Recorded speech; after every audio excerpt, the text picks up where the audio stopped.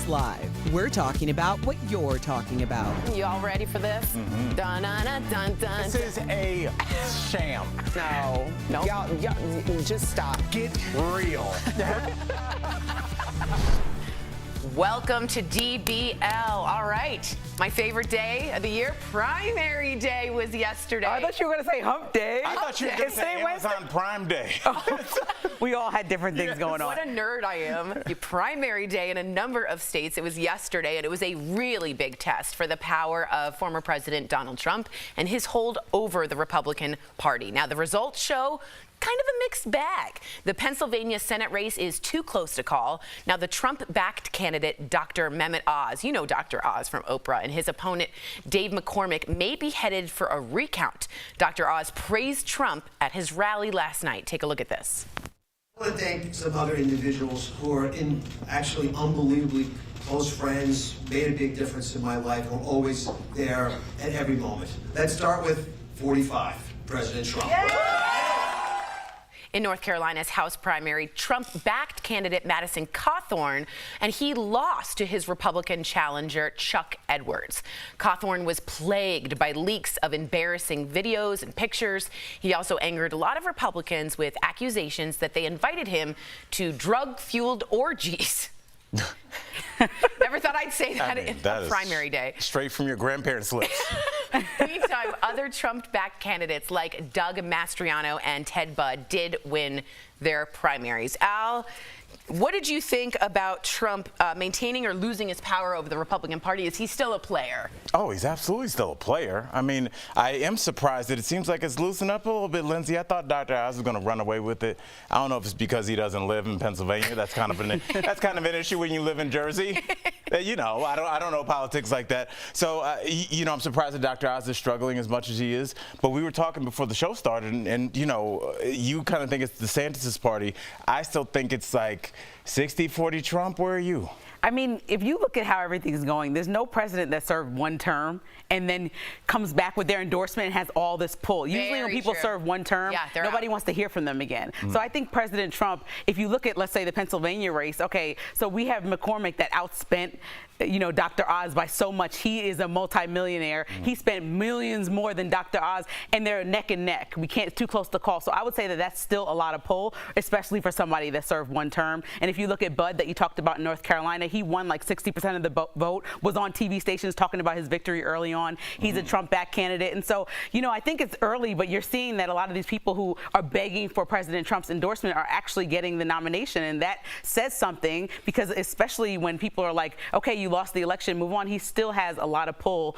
And this goes back to our conversation about him being on Twitter. Like, no matter where he is, we find out what his thoughts are, and we end up applying those to our news cycle. So it's just an interesting cycle that we're in. It's a great point. Yeah, that is a good point, that it's a one-term president with that much power. You go on a weird list. You go on like the Jimmy Carter, George Bush Sr. It's those just one-offs. Yeah, and nobody ever like remembers, like, oh my God, remember when Jimmy Carter lost and then everybody cared about who he cared about? Like that's not the thing. Yeah, that's not the conversation. But that's the only conversation that a lot of Republicans or people are having about where people will fall in this election, whether or not they have the Trump backing or, you know. That's true. I do want to bring up too, Mastriano, just so you know, for governor of Pennsylvania won. He is a January 6th shower-upper. He was at the Capitol. He arranged buses for the insurrection. He's an election denier, and he did win in Pennsylvania, the primary for governor. So that's a big win for Trump.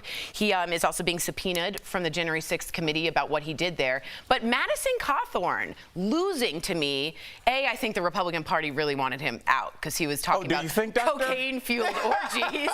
But I also have to say that gives me thought that perhaps the Marjorie Taylor Greenes and the Lauren Boeberts might not be as safe as they thought. Those freshmen that came in. I don't know if they're in the same class. Maybe not, but I think you could see them. I think Madison started snitching, and then all of a sudden these videos came out. We didn't see any of these videos until he started talking about they invited me to these parties with cocaine, which I thought was ridiculous.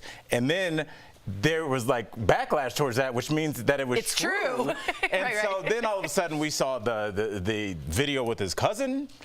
let us never speak of that again. He was naked and there was a lot going on. If you were raising a child, so I'm glad you did not. I wasn't particularly watching the videos, but I do know of the videos. He's been in these streets. But I think that he's been somebody that Democrats weren't obviously favorable of, and then now he has even Kevin McCarthy had to pull him to the side and say, "Come on, man, you have to go." And so I don't think that anybody is wanting this extremist. And I really love that when Ted Budd won last night, he said in his speech that he wants to speak to everybody who's not all the way over to the left, people who are actually in where most of America lies, somewhere in the middle, and have a conversation about how he can work with those people. Right. And so that was promising. That's a good dialogue to have, because that's something that we were happy that Joe Biden did. Right. When we saw Brought on us election together day, in a way. and he won, and he said, I want to make sure that I can reach people that did vote for President Trump. I'm your president as well. And so I think that that's important to hear someone who just won anything say, especially when they're an elected official. Yes, interesting point. Let's see what you guys think. Please write us in.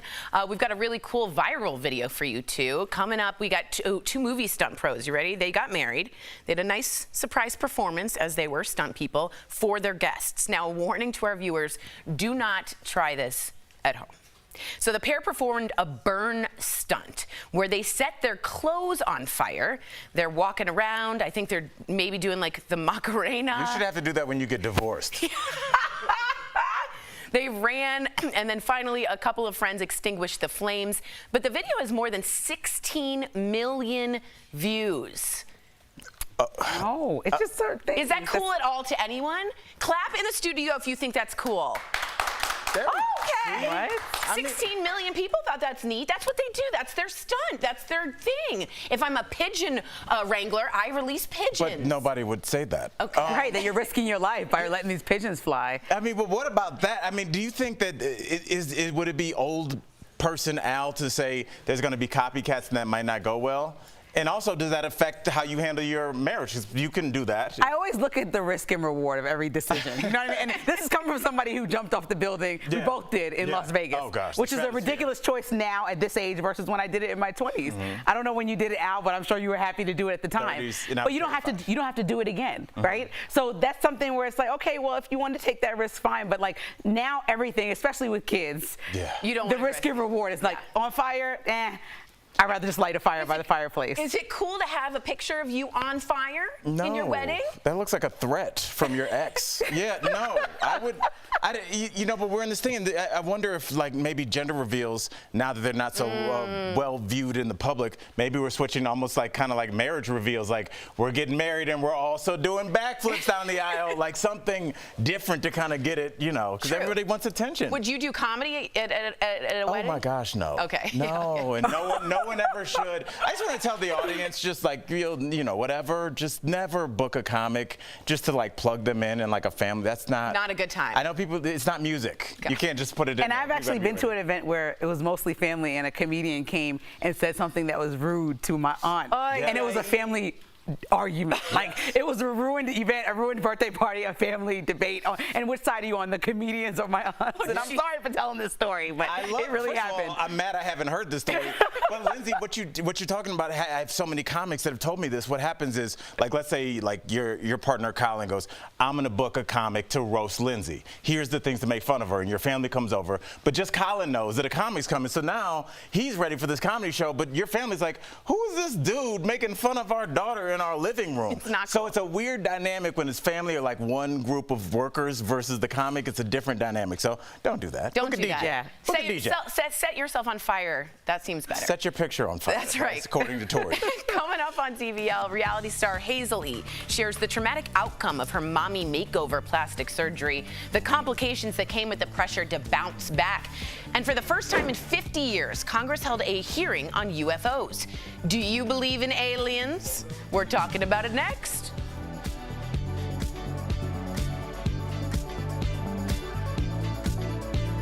Closed captioning provided by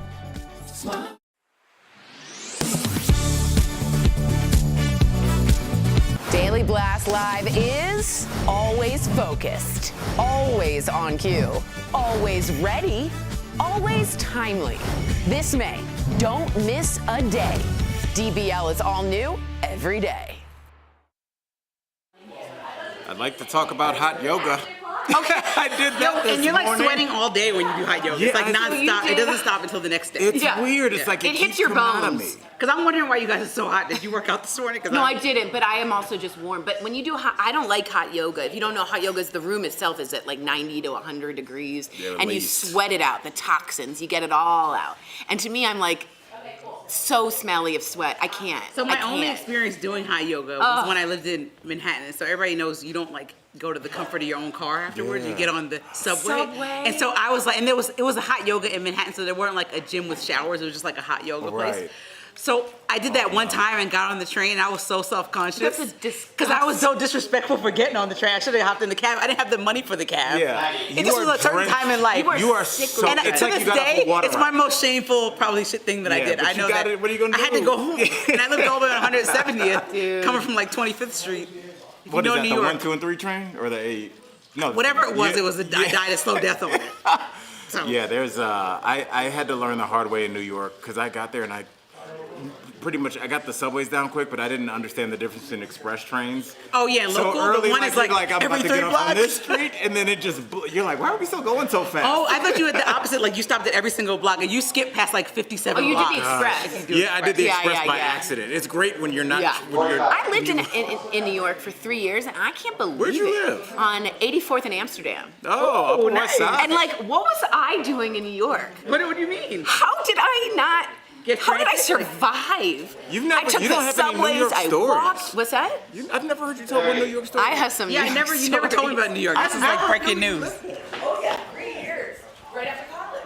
I thought I'd be in New York.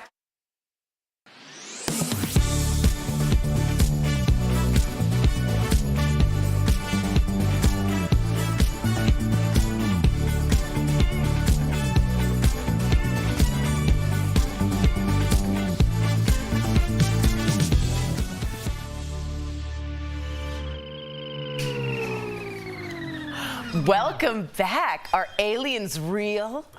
Aren't the Jetsons people? I think it's the Jetsons. Oh, yeah, they were people. Yeah. Well, Congress held a hearing on UFOs yesterday. They showed 2 videos that have never been seen by the public, including this one that shows a flashing green triangle-like object. So it turns out this unidentified aerial phenomenon has a very good explanation. Take a look. Now reasonably confident that these triangles correlate to unmanned aerial systems in the area. The triangular appearance is a result of light passing through the night vision goggles and then being recorded by an SLR camera. Okay, they also showed the second video, which if you blink, you're gonna miss it, okay? Hold on. Right there, do you see it? There it is. The blimp. It was taken from the cockpit of an F-18 and shows an unidentified flying object rushing past. One of Lindsay's speed blimps. You can usually get a bead on a blimp. Very quickly. Now, ultimately, we learned that there are about 400 reports of these sightings. At least 80 of the incidents were detected by multiple sensors. And they did say these objects do pose a threat to national security. But here's the thing. They didn't explain where these objects come from and if they're aliens. So the big thing here is they're having closed-door sessions today with the Congress and the Senate to discuss, is this perhaps another country's technological surveillance systems we know nothing about yet? Is this China? Is this Russia? Is this something Americans don't have the technology for yet? And that is a threat to national security. Thoughts? I had a funny conversation with Colin because I was tuned out when I got out of work yesterday, and he shows me all these like bootleg news sites, and I'm like, that's not a reputable source. And so he's like, there's this really, on the show. yeah, he's like, there's really aliens, and I'm like, no. He's like, okay, well, Congress, the United States Congress is speaking about it. I'm like, oh my gosh. And the fact that we did it in the morning meeting, I'm like, oh my gosh. They're not, but they're not probably aliens. Again, they're not like E.T. is out there. In my mind, I think this is other countries' surveillance. Does anyone disagree and think that it's really like? But we have surveillance as well. Like, I feel like there's probably a group of hackers and spies that kind of hack on each country and they kind of know who's where. I don't think anybody would have this kind of technology and no other country knows anything about it. That's why they're having closed sessions. And the speed with which which it was moving? What data are you collecting at that speed? And not only that, they can turn around very high knots of wind. Is that what you say, knots? I guess, yeah. Knots, gusts. They can turn easily. But so you just ruled out the alien thing and just said this is... I think it's more likely that this is a high-tech Chinese. I think everybody's ruling this out because I think most people think that they are aliens, and we're still trying to wrap our head around it. I think what else could that be? Like, we don't have anything that moves like you that. Think it's more likely I said a blimp. One country has that kind of technology, and the rest of us are like, I don't know. That's the whole point. Perhaps it's hidden, and we don't know that. And nobody can hide full technology that well. We've hidden technology. You think they know all about our stealth jets and super things? You know about it. Right. And they always talk about it. They do documentaries about it, and then they say the people are lying. But and then we find out 20 years later it's true. But I hope there's more than stealth is the that we bigger don't know. question that people are more okay with it than we thought we would be? Because then in the movies, people are running around the streets and, oh my God. And I think Lindsay's like, yeah, that might be it. I always like to think if there were aliens that I would be spared because I'm a good person. So I don't get that far into the thought about if the aliens will be like Men in Black status. Your name down with the yeah, like it's like Santa Claus. You know what I'm saying? I'm not getting the lump of coal. Well, Sam, our other co-host, believes, and her brother is a UFOologist, believes that perhaps they are extraterrestrials, but they're kind and they just want to learn. There doesn't need to be angry aliens. What would they learn from us? They can get to us. We can't get to them. Maybe they learn about love. Okay. They learn about politics. Maybe they learn about love. That's a good point. Okay? Love and connection. And this show. Coming up on DBL, reality star Hazel talks about the pressure of bouncing back after having a baby, why getting a mommy makeover turned into a nightmare for her. That's coming up next. Stay tuned for that.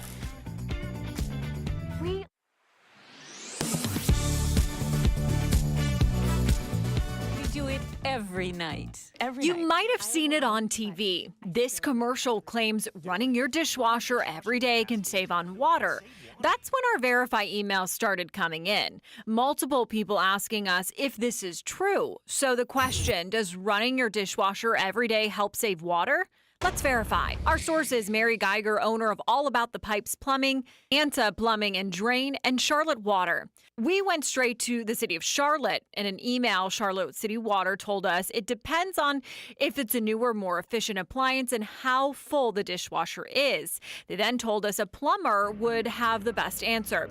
So we reached out to Geiger. So it is much more beneficial to use the dishwasher. On Anta Plumbing and Drain's website, it also states the dishwasher uses half the water you would have used by hand washing the dishes. You could use 20 to 30 gallons per hand wash load of dishes versus most of the efficient dishwashers nowadays use anywhere between 3 and 5 gallons. Geiger says an average faucet, if you leave it running, can drain 2 gallons per minute. So even if your dishwasher is not full, she says it's a better option and more sanitary. You're not using sponges or washcloths that are harbor bacteria. So we can verify that, yes, running your dishwasher every day can save on water. With your Verify, I'm Megan Bragg. Daily Blast Live is always focused, always ready, always on cue, always timely. This May, don't miss a day. DBL is all new every day.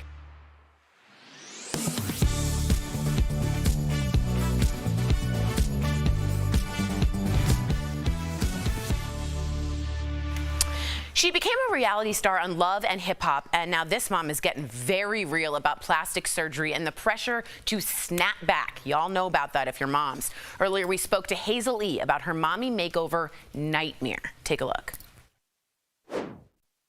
Hey, Hazel. So before your mommy makeover nightmare, you had some positive experiences with plastic surgery, and you've been pretty transparent about it. So what did you have done initially, and what made you want it? Initially, I have had positive experiences in the past with my nose revision after breaking it. So after I had my daughter, Ava Dior, I decided to go for a traditional mommy makeover, which is like a tummy tuck, breast augmentation, and liposuction. And God, it just went deadly from there. Wow. Which brings me to my next question, Hazel. I got a couple of them. Why travel overseas to have plastic surgery in the middle of a pandemic, mind you? It was an offer for being an influencer on social media. I had another celebrity friend that had said she went and had a positive experience, And they were just like, we want to come do you a mommy makeover, show off your amazing results. We're here in Istanbul. I've traveled to Istanbul before. I've spent a lot of time in Dubai, so I wasn't nervous about going abroad for plastic surgery just because I've been going over there for years. So I did it. It was a pandemic. And I thought, like, at the place I was going to, they said, oh, we have recovery homes. We have nannies to help with your baby. The offer just seemed too good to be true. And clearly it was. You know, you pay thousands of dollars for these procedures. I wasn't even thinking about a mommy makeover because my daughter was only 9 months at the time. But they were like, no, it's fine. We can do it now. You're 9 months postpartum. We can take the selling point was we can take more fat than they can in America because we don't have the same HIPAA guidelines, which now currently that might not be such a good thing, right? I do appreciate your transparency. So please walk us and our audience through like exactly what went wrong with your mommy makeover. Like talk to us about the complications, if you would. Okay, so the misconception right now is that there was one mommy makeover. No, I went to Turkey, had the first mommy makeover. I was supposed to be there for 10 days, which turned into 30. Oh my goodness. In those first 10 days, my breast got infected. Wow. So I go into the mommy makeover. The first thing that goes wrong is my breasts getting infected. So they had to then remove the breast implants that I didn't even want and make boobs out of what the tissue I had left. So that was the first disappointment. I then ended up with 2 blood transfusions, and then I had to go under a 3rd surgery because the tummy tuck got infected. So they had to cut the tummy, they reopened the tummy tuck and remove the fat necrosis in that. Cut to, that was in April of 2021. In October of 2021, I got another one of these offers in Miami saying, let us fix the tummy tuck that they messed up for you in Turkey. And I'm like, what? You guys can fix it? You guys can fix me? Right. Fix all this stuff? Because now I'm in America now. Like now we were equating to everything happening that went bad because I was overseas. So I then take this offer. They even paid me for this second procedure in Miami at 305 Plastic Surgery.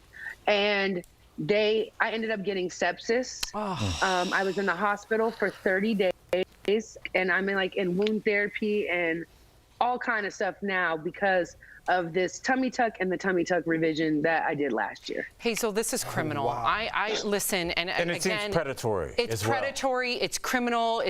She was coerced, like honestly, and I can't imagine. You must be still dealing with these issues, not to mention the PTSD from your bad plastic surgery. How are you feeling now? I have to shout out to Dr. Ish, my doctor, psychiatrist on marriage boot camp, because I was suffering a lot of PTSD. I wasn't sleeping. I was having these recurring nightmares. Like, you get blood transfusions in another country, it is traumatic beyond experience. And are you against plastic surgery now? I'm not against plastic surgery, only because we live in such a vain world. We live in an Instagrammable world. We live in a place where image is everything.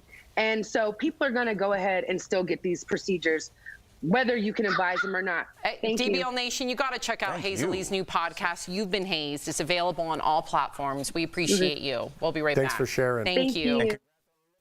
Promotional consideration is brought to you by Darling. In a call with shareholders, Starbucks CEO Howard Schultz announced the company would be offering hundreds of millions of dollars worth of new benefits, including raises to its employees. But he said those benefits won't be available to workers who are in unions or are in the process of unionizing.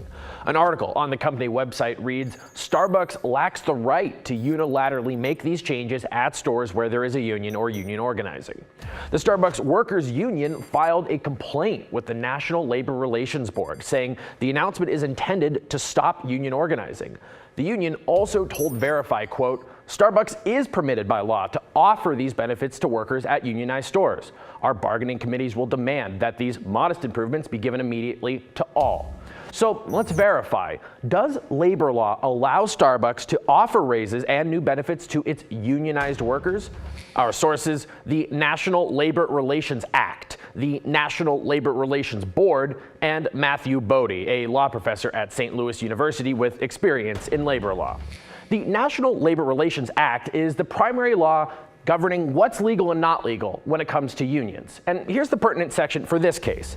It says there is a, quote, mutual obligation of the employer and the representative of the employees to meet at reasonable times and confer in good faith with respect to wages, hours, and other terms and conditions of employment. The National Labor Relations Board expands on what exactly that means on its website. It says employers cannot, quote, make changes in wages, hours, working conditions, or other mandatory subjects of bargaining before negotiating with the union. So it's true that the company could not just start giving new benefits unilaterally to their unionized workers without first checking with the union. But there's nothing that says they're prohibited from making that offer to the union. The only requirement is that they would go to the union and say, okay, we want to bargain with you. We're raising everyone else's at these non-union represented locations. You know, can we do it at your store? So we can verify, yes, labor law allows Starbucks to offer raises and new benefits to its unionized workers. When we asked Starbucks about this, the company declined to elaborate on their previous public statements. With your Verify, I'm Casey Decker. Twitter bots are pretty much exactly what they sound like, automated tools that tweet without a person behind the keyboard. But they're not all bad. Bots can be used to share valuable information, like COVID updates, job postings, and traffic reports. The real problem is malicious bots posing as real people. They can be used to spread misinformation, fill your feed with spam, and generally disrupt interaction on social media. According to Twitter's official estimates, there are roughly 229 million active bots on the service. That's roughly 5% of Twitter's daily active users. But back in 2017, an independent study by an Israeli tech company estimated that anywhere from 9 to 15% are bots. The actual number is still yet to be determined, but it could potentially play a big role in Twitter's future.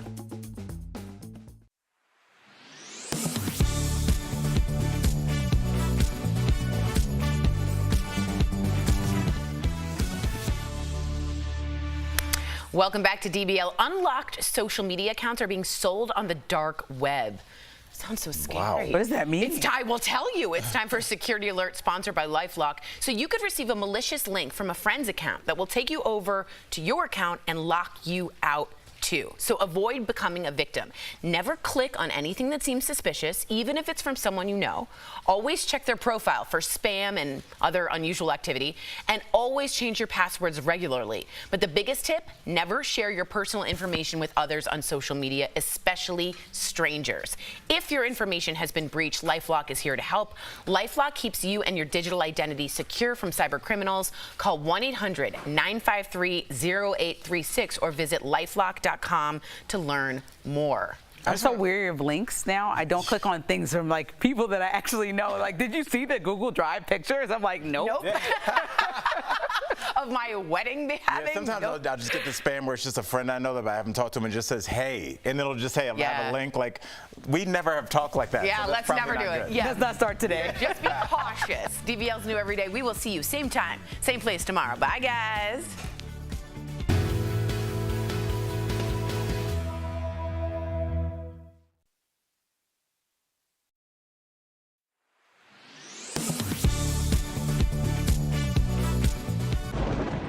Where hope finds help.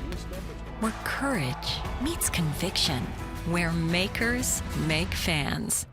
We are Tegna, a family of local and national media brands that bring us together, serving the greater good of our communities. Where national know-how backs local business.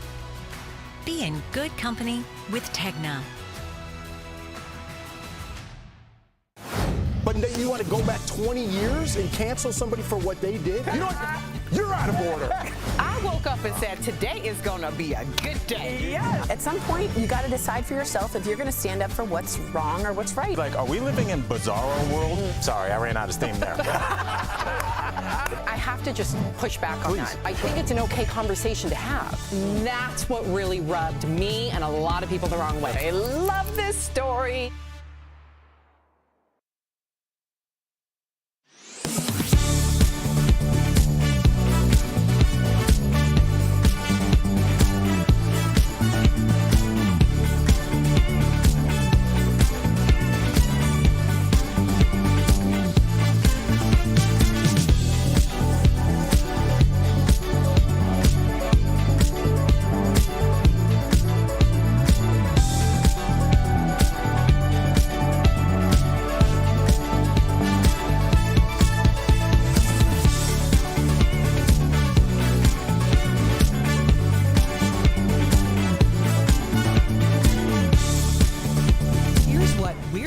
about today on Daily Blast Live.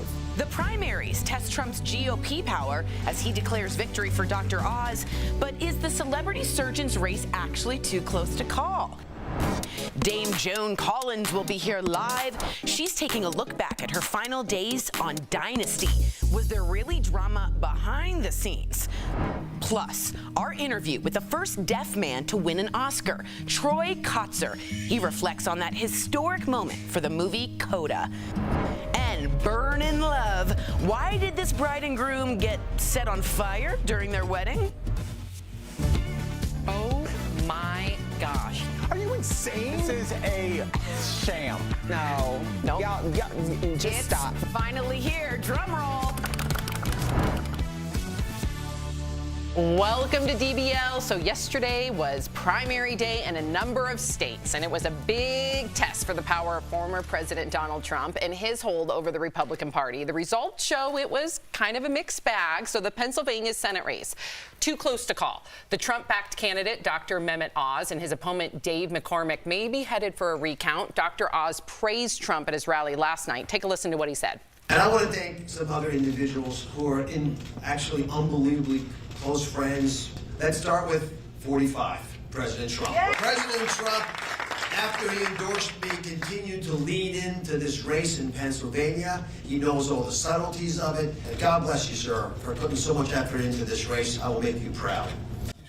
Now, in North Carolina's House primary, Trump-backed candidate Madison Cawthorn lost to his Republican challenger, Chuck Edwards. So he lost his seat. Cawthorn was plagued by leaks of embarrassing pictures and videos. He also angered a lot of Republicans with accusations that they invited him to drug-fueled orgies.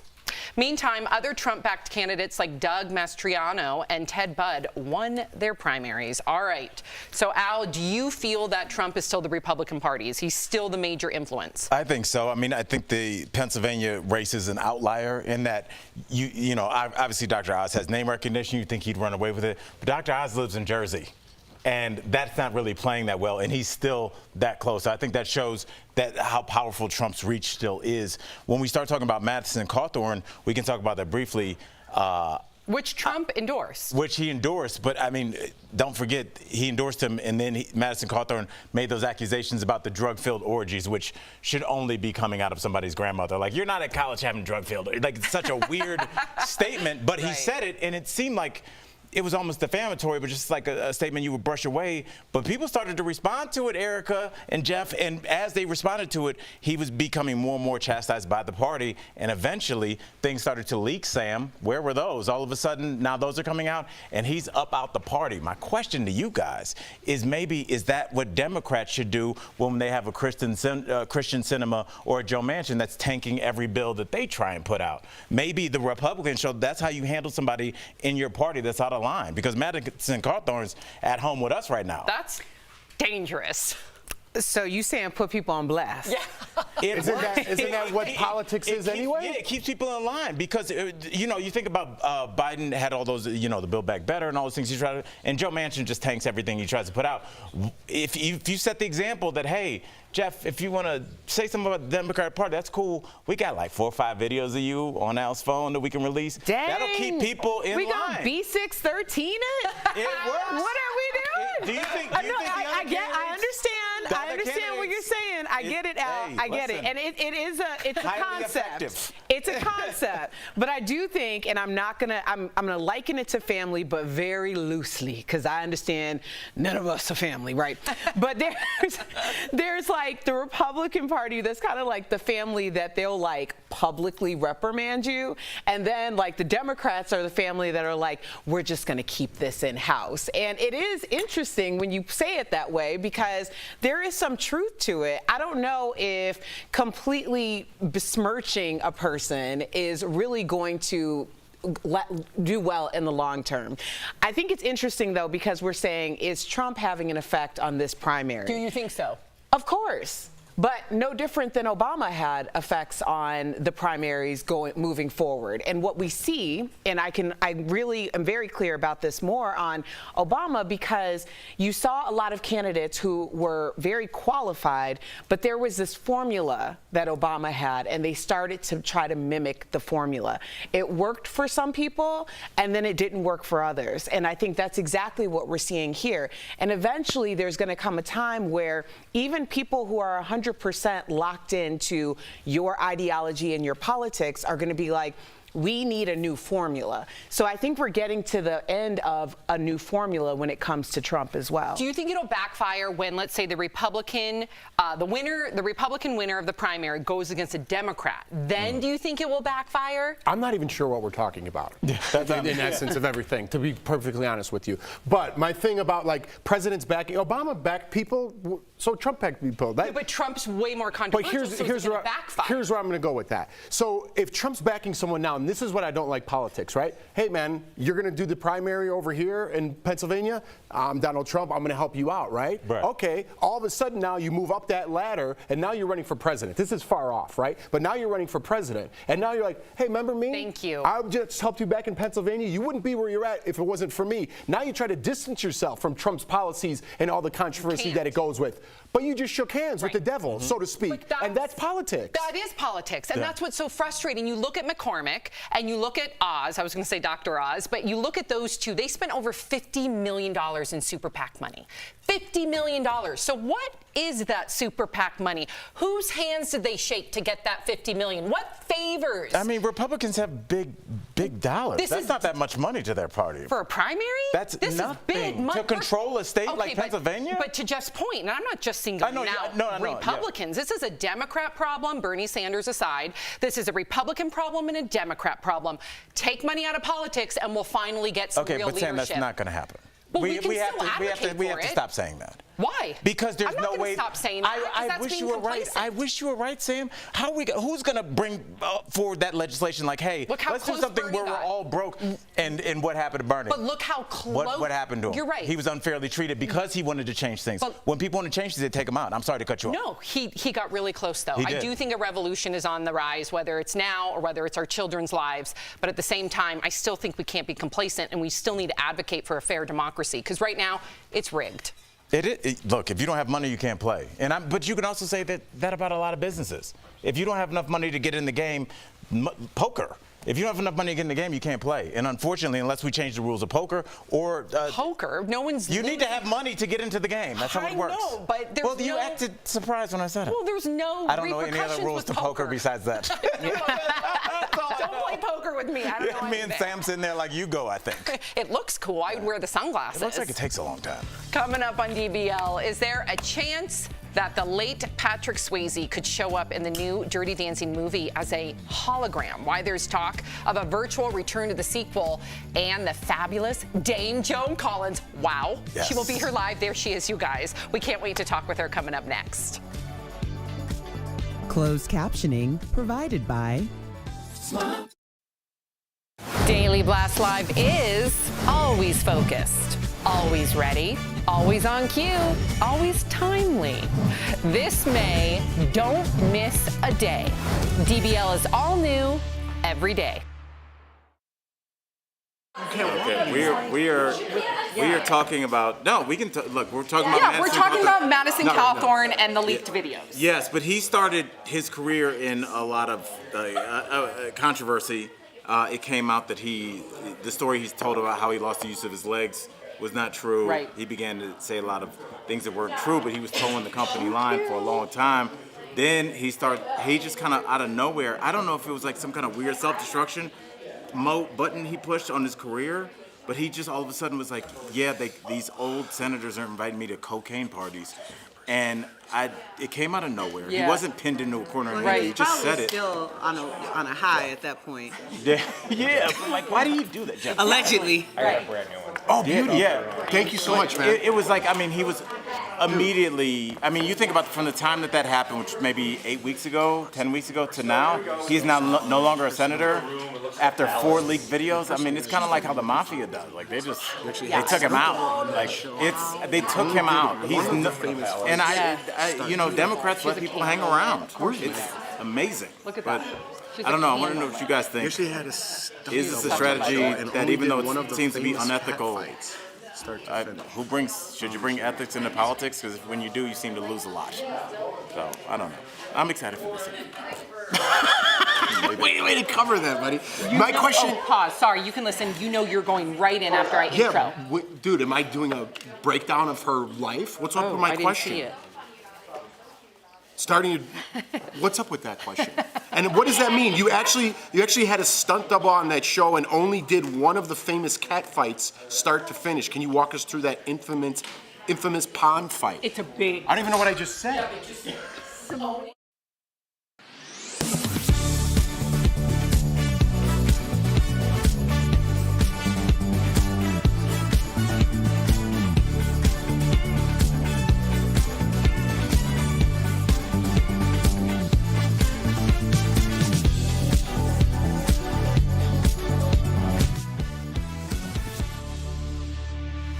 This is a big deal, you guys. She is the definition of Hollywood royalty, both here and across the pond. In fact, the Queen of England has given her a royal title. Please welcome to the show the iconic, the always fabulous Dame Joan Collins.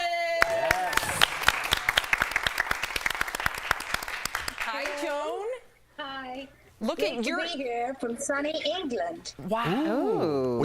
Her home looks like a palace. Well, why wouldn't it? Oh. Yeah. Why wouldn't it? Right? We expected nothing less. So, Joan, your new book, let's get right into this, walks us through your personal diary, starting with your final days on Dynasty. So you actually had a stunt double on that show, and you only did one of the famous quote-unquote cat fights start to finish. So we got to ask, can you walk us through that infamous pond fight? Oh, the pond fight. Well, first of all, that was not a double that fell into the water. That was me. And that is obviously me. You can see it.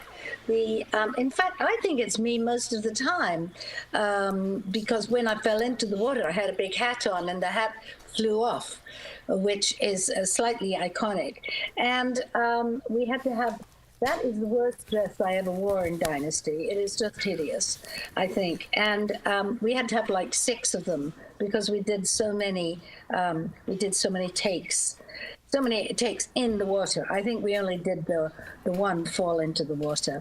But my gosh, that's so long ago. You still remember that? Well, I mean, it's what everyone's talking about. They want to. How come you chose that to go all the way through? You did 6 takes. Did she give you a good one in the first take? There had to be. You got to finish the job. She did.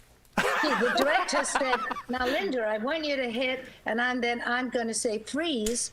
But she didn't freeze. Luckily, it wasn't too bad, but it wasn't exactly Chris. It wasn't the one that Chris Rock received. Not like that. Oh, we're gonna go there. My face was right on that. We get that in England too. Okay. Well, let's keep the tea going because speaking of Linda Evans, in your book, you say that you weren't invited to her parties and seldom spoke on set. So why do you think your invitations got lost in the mail? That's true. They did get lost in the mail. I think the mail is just terrible in Beverly Hills. So, well, I'll tell you what I did. I was, all of my family were in England. I got the most fabulous deal with British Airways, which was not money. It was free travel whenever I wanted to go. Ooh. So in my first 3 or 4 years in Dynasty, every time I had 4 days off, I would get on a plane. And of course, it would always include the weekend. And so it would sort of always be like the same time that Linda was having her parties. So I never was able to go. Oh, yeah. You can't go somewhere if you jet setting. Yeah, jet setting. Well, jet setting to see my children. But you would do it too. I mean, if you guys got unlimited travel on an airline, wouldn't you be up and away? Oh, yes. I wouldn't be here. This is the only place I would be is talking to you because I've been in the skies 24/7. That's a great deal. Now, I have to ask you, because we are all human beings and we all have feelings. So it seems like you and Linda, your relationship was at least strained. So what is your relationship with Linda now? Well, Linda lives in the middle of America, and I live either in Hollywood or London. So those places are very far apart from that. But you know, I don't understand why you think that people who work together in a film or movie should be great pals, because very few people are. Now, I'm great pals with Stephanie Beacham, and I'm great pals with the three boys, Gordon Thompson and Jack Coleman and John James. We all got together last month, and I went to see their show. So they often.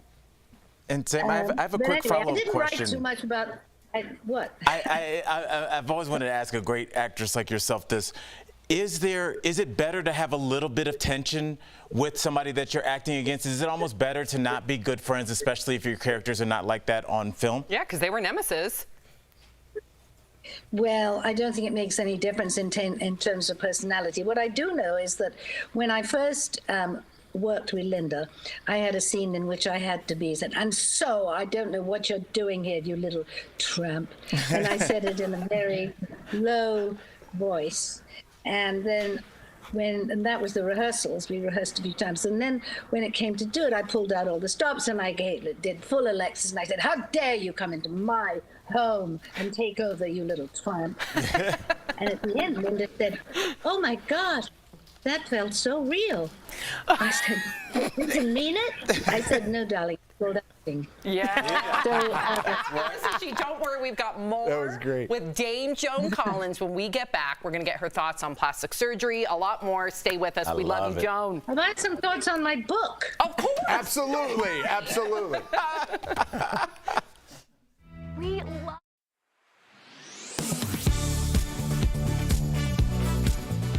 Do it every night. You might have seen it on TV. This commercial claims running your dishwasher every day can save on water. That's when our Verify emails started coming in. Multiple people asking us if this is true. So the question, does running your dishwasher every day help save water? Let's verify. Our source is Mary Geiger, owner of All About the Pipes Plumbing, Anta Plumbing and Drain, and Charlotte Water. We went straight to the city of Charlotte. In an email, Charlotte City Water told us it depends on if it's a newer, more efficient appliance and how full the dishwasher is. They then told us a plumber would have the best answer. So we reached out to Geiger. So it is much more beneficial to use the dishwasher. On Anta Plumbing and Drain's website, it also states the dishwasher uses half the water you would have used by hand washing the dishes. You could use 20 to 30 gallons per hand wash load of dishes versus most of the efficient dishwashers nowadays use anywhere between 3 and 5 gallons. Geiger says an average faucet, if you leave it running, can drain 2 gallons per minute. So even if your dishwasher is not full, she says it's a better option and more sanitary. You're not using sponges or washcloths that are harbor bacteria. So we can verify that yes, running your dishwasher every day can save on water. With your Verify, I'm Megan Bragg. Daily Blast Live is always focused, always ready, always on cue, always timely. This May, don't miss a day. DBL is all new every day.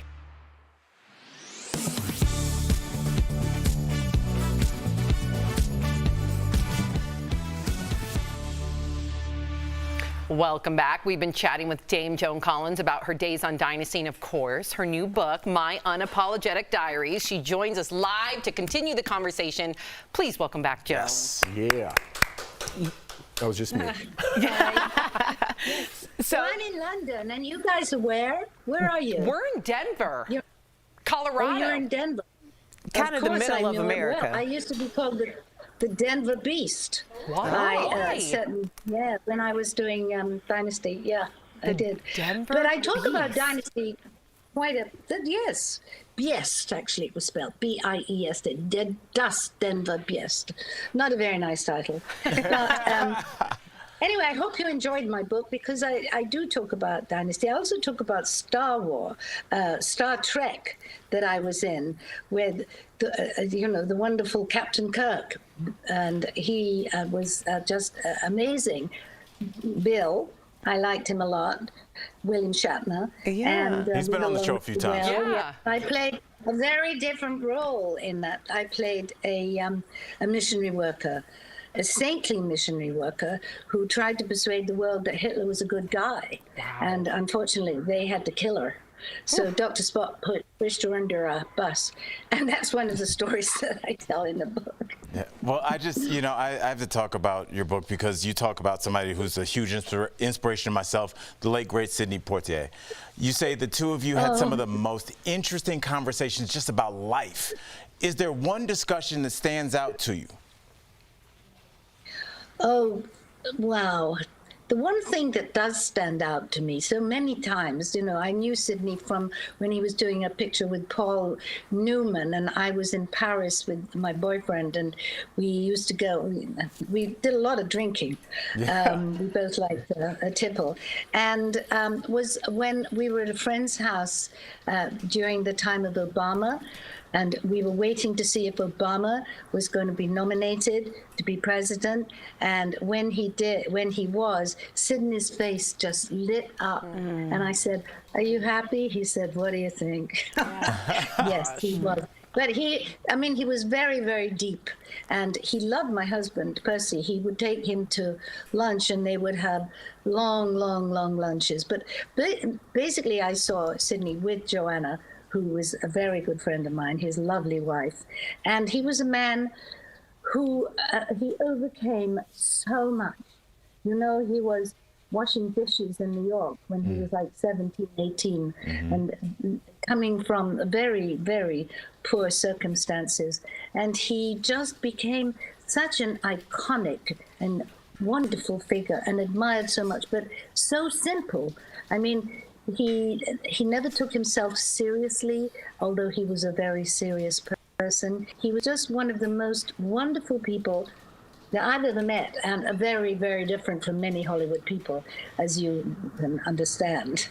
Very different. And Joan, this is your diary. Like, to those out there who haven't read it, you get to have a glimpse into her iconic life. So why did you decide to release the book now? Well, it wasn't a question of now. First of all, I started writing it at the end of Dynasty, and I didn't write it. I spoke it into a little tape recorder that I'd been learning my lines in.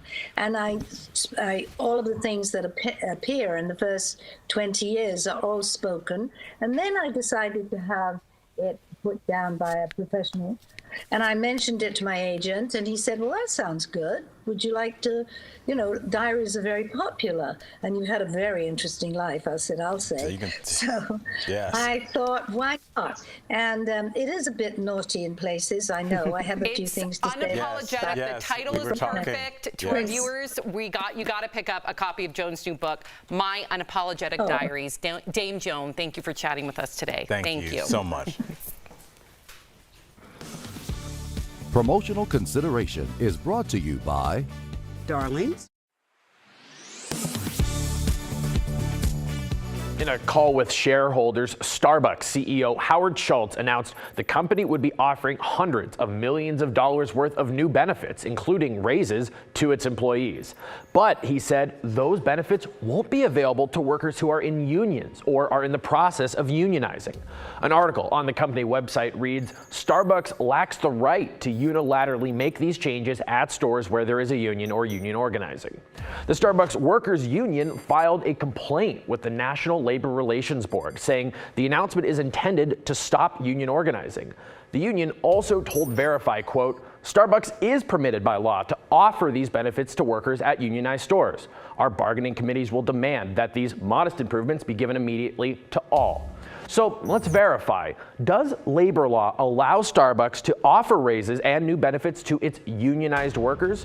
Our sources, the National Labor Relations Act, the National Labor Relations Board, and Matthew Bodie, a law professor at St. Louis University with experience in labor law. The National Labor Relations Act is the primary law governing what's legal and not legal when it comes to unions. And here's the pertinent section for this case. It says there is a, quote, mutual obligation of the employer and the representative of the employees to meet at reasonable times and confer in good faith with respect to wages, hours, and other terms and conditions of employment. The National Labor Relations Board expands on what exactly that means on its website. It says employers cannot, quote, make changes in wages, hours, working conditions, or other mandatory subjects of bargaining before negotiating with the union. So it's true that the company could not just start giving new benefits unilaterally to their unionized workers without first checking with the union. But there's nothing that says they're prohibited from making that offer to the union. The only requirement is that they would go to the union and say, okay, we want to bargain with you. We're raising everyone else's at these non-union represented locations. You know, can we do it at your store? So we can verify, yes, labor law allows Starbucks to offer raises and new benefits to its unionized workers. When we asked Starbucks about this, the company declined to elaborate on their previous public statements. With your Verify, I'm Casey Decker. Twitter bots are pretty much exactly what they sound like, automated tools that tweet without a person behind the keyboard. But they're not all bad. Bots can be used to share valuable information, like COVID updates, job postings, and traffic reports. The real problem is malicious bots posing as real people. They can be used to spread misinformation, fill your feed with spam, and generally disrupt interaction on social media. According to Twitter's official estimates, there are roughly 229 million active bots on the service. That's roughly 5% of Twitter's daily active users. But back in 2017, an independent study by an Israeli tech company estimated that anywhere from 9 to 15% are bots. The actual number is still yet to be determined, but it could potentially play a big role in Twitter's future.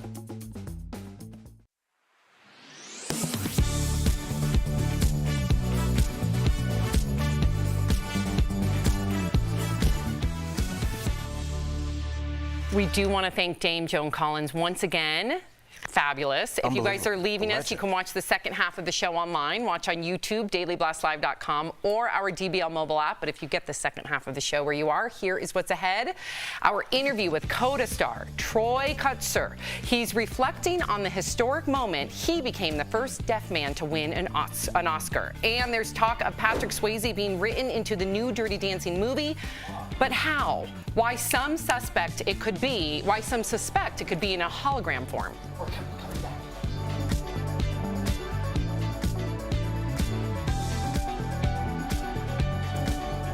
So which one of the stories are you guys most excited to talk about? A little Swayze. I know. You know the group Swayze? Yeah. When I first saw the story, I'm like, Swayze's in the news?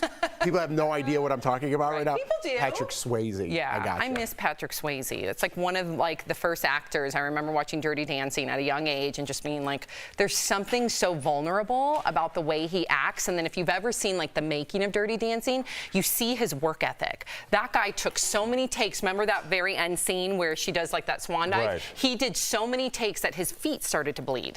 Well, that's like the TikTok video of people messing that up at weddings. Yeah, I was going to say that. There's been a lot of bloodshed over that move. Yes, it's really bad. I would have tried that move and I would have fell right on my face. We'll try it in a little bit. We'll be right back.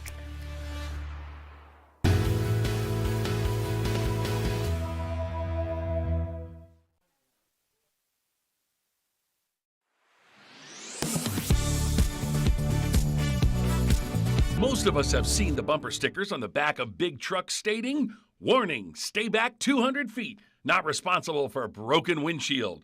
But are they really not responsible for any debris either coming from the road or their load? Let's verify. Our sources are personal injury lawyer Darren Tobin from Tobin Injury Law and Taylor Mabry from Express Auto Glass in Marietta. We ask, from a legal standpoint, what do these bumper stickers mean? Absolutely nothing. Those bumper stickers are meaningless. But the truck company has a duty to prevent anything from falling off the backs of their trucks. In fact, there's federal statutes and state statutes that regulate this exact thing. However, there's a caveat.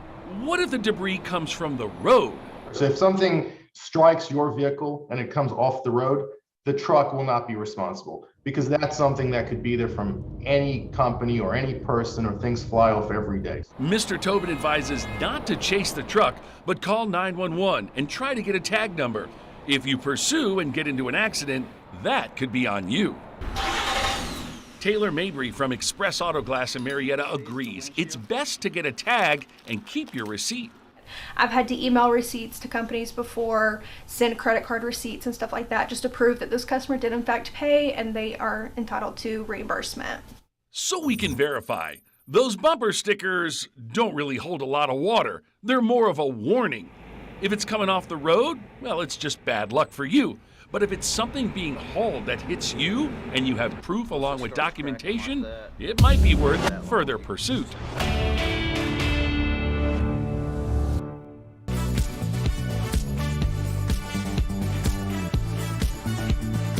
This is Daily Blast Live. We're talking about what you're talking about. Oh my gosh. Are you insane? This is a sham. No. No. Y'all, just it's stop. Finally here. Drum roll. Welcome to DBL. So we have been talking a lot about the Johnny Depp Amber Heard trial, but now her friends are actually coming to her defense. We actually talked about that yesterday, like where's the makeup team? So Amber's friend Raquel Pennington testified that she saw Amber's quote-unquote bloody scalp after Johnny allegedly ripped her hair out. Now, in a separate video deposition, Raquel says she took pictures of Amber's face the night Amber said Johnny allegedly hit her. Take a look. It's a photo of Amber's face with 2 black eyes and swollen bottom lip. And actress Ellen Barkin is expected to take the stand in support of Amber. Now, Ellen claims that when she and Johnny dated back in the 90s, he got jealous and angry. And at one point, she said Johnny threw a bottle of wine in her direction. Johnny denied the claim, saying she just had a grudge against him. So we have been critical of Amber Heard. You know, there's been a number of things in her testimony that have raised red flags, and we've been very open about that, and we've been very protective of women coming forward, and we don't want that to taint It's fair to that question. movement. Yeah, absolutely. Yes. But there could be 2 sides to the story. We don't hear a lot of criticism with Johnny Depp. Does this change your mind? It doesn't change my mind. See, I keep looking at this, and I feel like we're looking over the shoulder of somebody that's writing a story page by page. And so that's how our emotions are starting to go. Like last week, everybody was like, oh my goodness, Johnny Depp, this great guy. How has this predatory woman done this to him? And now this week, other things are coming out in her defense. And now I can kind of feel public sentiment shifting, and everybody's like, what's up with Johnny Depp? He does seem to drink a lot. And it's because we don't have all the facts laid out yet. We're trying to make decisions on a day-to-day basis, evening to evening, and it doesn't seem to be working, Jeff. And what does seem to be happening is that 2 people's careers have now been torpedoed. And that's, I don't know if that was the point. I don't know why you drag your public nonsense into, your private nonsense into the public view. The reason why I think it is in the public view is because Johnny's was tanked, maybe for unnecessary reasons. So he's trying to get his career back.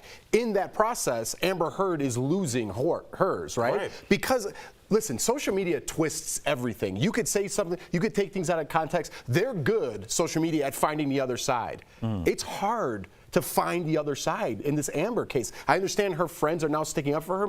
Threw a bottle in my direction? What does that mean? What kind of testimony is that? I will say, but let me just finish one more thing. Why don't we, you mentioned the makeup people, if we, instead of speculating every day, why don't we just find who the makeup people were and be like, hey, did Amber, was she extensively beat up? Was she swollen? Did you cover these up? Is this true? Why isn't people seeking that out so we have an answer? I would only imagine her or Johnny Depp's team tried to get them. But if there is a definitive answer, we should know.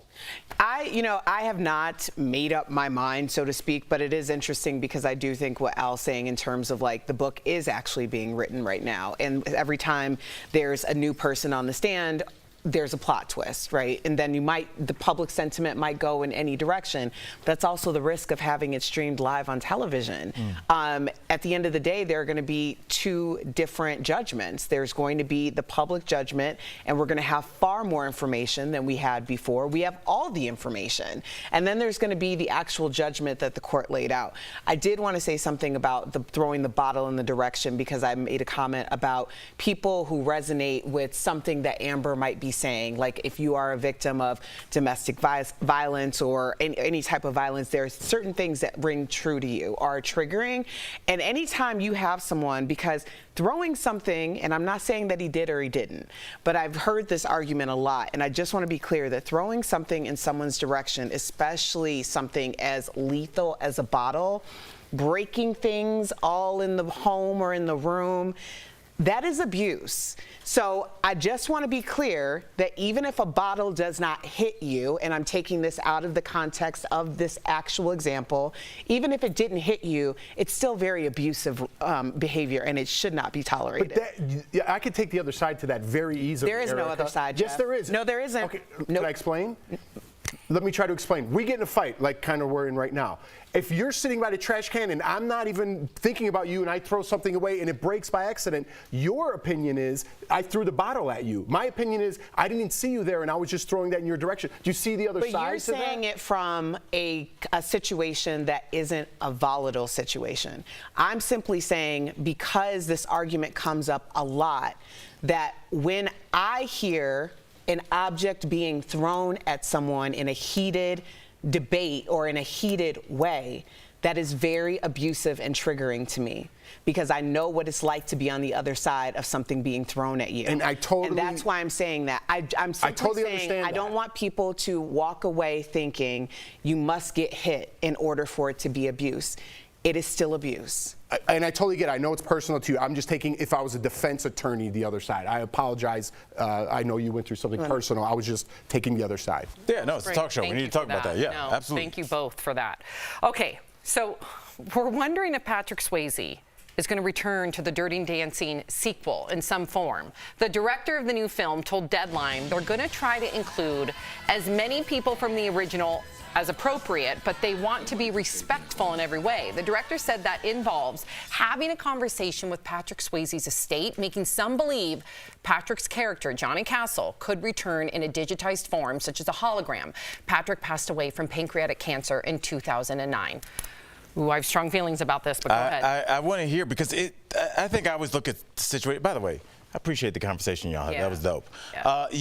You know, I look at these situations and I wonder, who is this for? Like, do you totally reboot the cast, kind of make it younger like they did with West Side Story and try and grab a younger audience, and then they'll grow up and buy Dirty Dancing merch for the next 40 years like our generation did?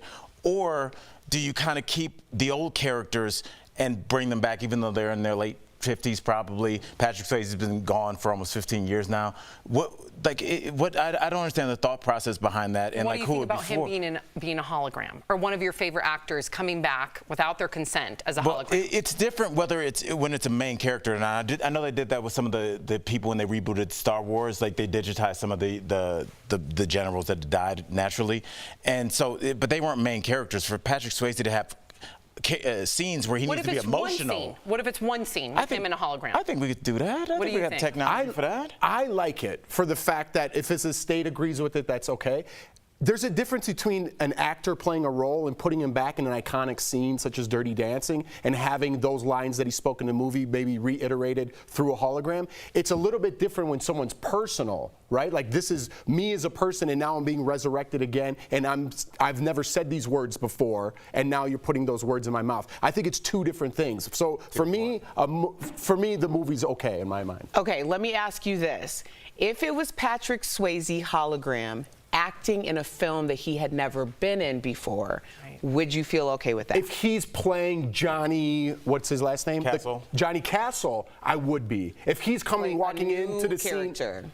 if it's not an established character, no. But if he's coming in as Patrick Swayze, no. But if he's an established character, like in Point Break or one of his iconic movies, and he comes in as that character, like they make him an older man, he's like, hey kid, I see you. That's kind of a cool. Did they do that with Paul Walker? What's that? Did they do that with Paul Walker's character at the end of Fast and Furious? Yes, he tragically passed away. Yes. Maybe it was somebody will find out. I don't know. Yes, they did. Yes. They did. The booster, wow. Okay. So I do think that the estates hopefully know him better than anybody, right? You would hope that they would say, yes, Patrick would love to be a part of the sequel. He always mentioned he'd want to be a part of. That's different. I'm not going to pretend like I know Patrick Swayze better than them. However, I also, because I saw like that whole behind the scenes and the making of Dirty Dancing, Patrick Swayze takes his craft very, very, very, very seriously. Everything's thought out. He always had to get over the fact that a lot of people just saw him as a pretty face. And deep down, he took his dancing, his choreography, and his acting so seriously that I don't know if he would be, based on what I've seen, if he would be okay with it. So maybe, why couldn't, if they want to involve him, why couldn't it be like a dream sequence where they're like, you know, they're looking back at some of his iconic roles from the original Dirty Dancing while someone's dreaming? I don't know. But then is that Dirty Dancing, or is that a look back at Dirty Dancing? Like, are we making a movie or a look? I kind of like the idea of him being involved, honestly. I want him to be involved, but I don't know if resurrecting him as a hologram is what he would want. Yeah, it's Do you weird. think like actors now, even nearing the end of their life or even middle age, are like, hey, listen, let's put something in writing. I don't want to be this. I think as a I'm hologram, sure or I that's want coming to be. for sure. That's gotta be. Yeah. Right? It's going to be in a 1000%. contract soon. Yes. Yeah. Yeah. Especially like sometimes, and it happens with comics. I know we have to move on, but sometimes comics pass away and they have like material that's kind of worked out and it's from different club sets, and their estate tries to put it out and it's usually not finished. Yeah. What if they're not happy with it? Yeah, and if you're a worker like a perfectionist like Prince was, for your last album to be some songs you weren't done with, I don't know. It's not Exactly. Not Yep. All right. So Law and Order actor Christopher Meloni confessed he likes to get buff in the buff. He recently told People magazine he likes to work out naked in his home gym, and he doesn't black out the windows. However, his wife is not a fan. She does work out with him sometimes, but he prefers to work out alone and wear big headphones to block out any distractions. I don't know what it is about Christopher Meloni. Is he like on the sexiest man list? Let me see. There's something sexy about Christopher Meloni. Yeah. I don't know. I don't know why. He said huge fan base. Big headphones too. Yeah. It's like, look. I don't know what it is about him. I don't know why. Like, maybe because I used to watch Law and Order all the time. I don't know, Erica. We haven't seen this since Alfonso Ribeiro over there. You were smiling? Yeah. No, but see, I'm just saying. I'm with you, Erica. There's a quiet confidence. There's something. There's a sparkle in his eye. Like, I don't think that's a quiet confidence when you're working out naked. I think that's a loud confidence. Yes. Covered up by your huge headphones. Yes. Yeah. Look, wait, what about you two? Are you guys, let's say you're getting out of the shower, do you make sure blinds are closed? No. Or are you like, whatever? But I love your promptu questions. Yeah. So make sure your blinds are closed. What if a cat jumped on your back? What would you do? Could you physically work out naked? I don't think you. No. There's too many men are. No, everything's going. It's gross. A lot of things are going, and forget the squats. Erica, I know you're very particular, right? You want your, like Anthony, you've said on the show is a little bit more free. Anthony, I have to remind him, we are not in Canada. I don't know what's happening up there, but I have to like go around and close all of the curtains. I'm like, the neighbors can see, and he's like, no, they can't. And I'm like, yes, they can. I was just walking the dog, and I could see. Like, that is not okay. We have everything blocked out now. You need to get him some big headphones. That's what I'll give him some big headphones. Yep. Coming up on DBL, Academy Award-winning actor Troy Kotsur. He's reflecting on that historic moment for the movie Coda. Closed captioning provided by. If you're in the Tomorrow on DBL, our interview with actress Kimberly Williams Paisley. We just celebrated our 30th anniversary. Dang. Plus design duo Nate Berkus and Jeremiah Brent. That's tomorrow on DBL. Okay. There's something. Now, obviously we got Coda coming up, so we'll talk about that maybe next break. But no, we can talk about it because obviously we had to get him. He's a big name right now, so that.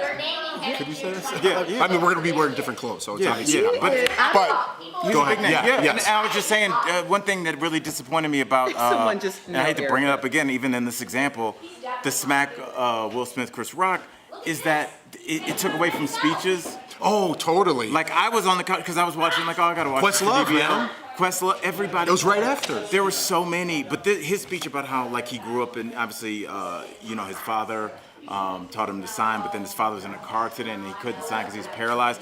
And, like, right then I was like, well, I didn't see this coming. Like, I was a mess. It was just so, like, the journey to get there and for acceptance, I just thought was so beautiful. And I think that Oscars, everybody hates on the awards, but I feel like that was such a really cool Oscars that was ended in a super, like, whack way. Because I thought the speech that the woman from, who she was, they mispronounced her name when she won. What year was that? Last year. She was in...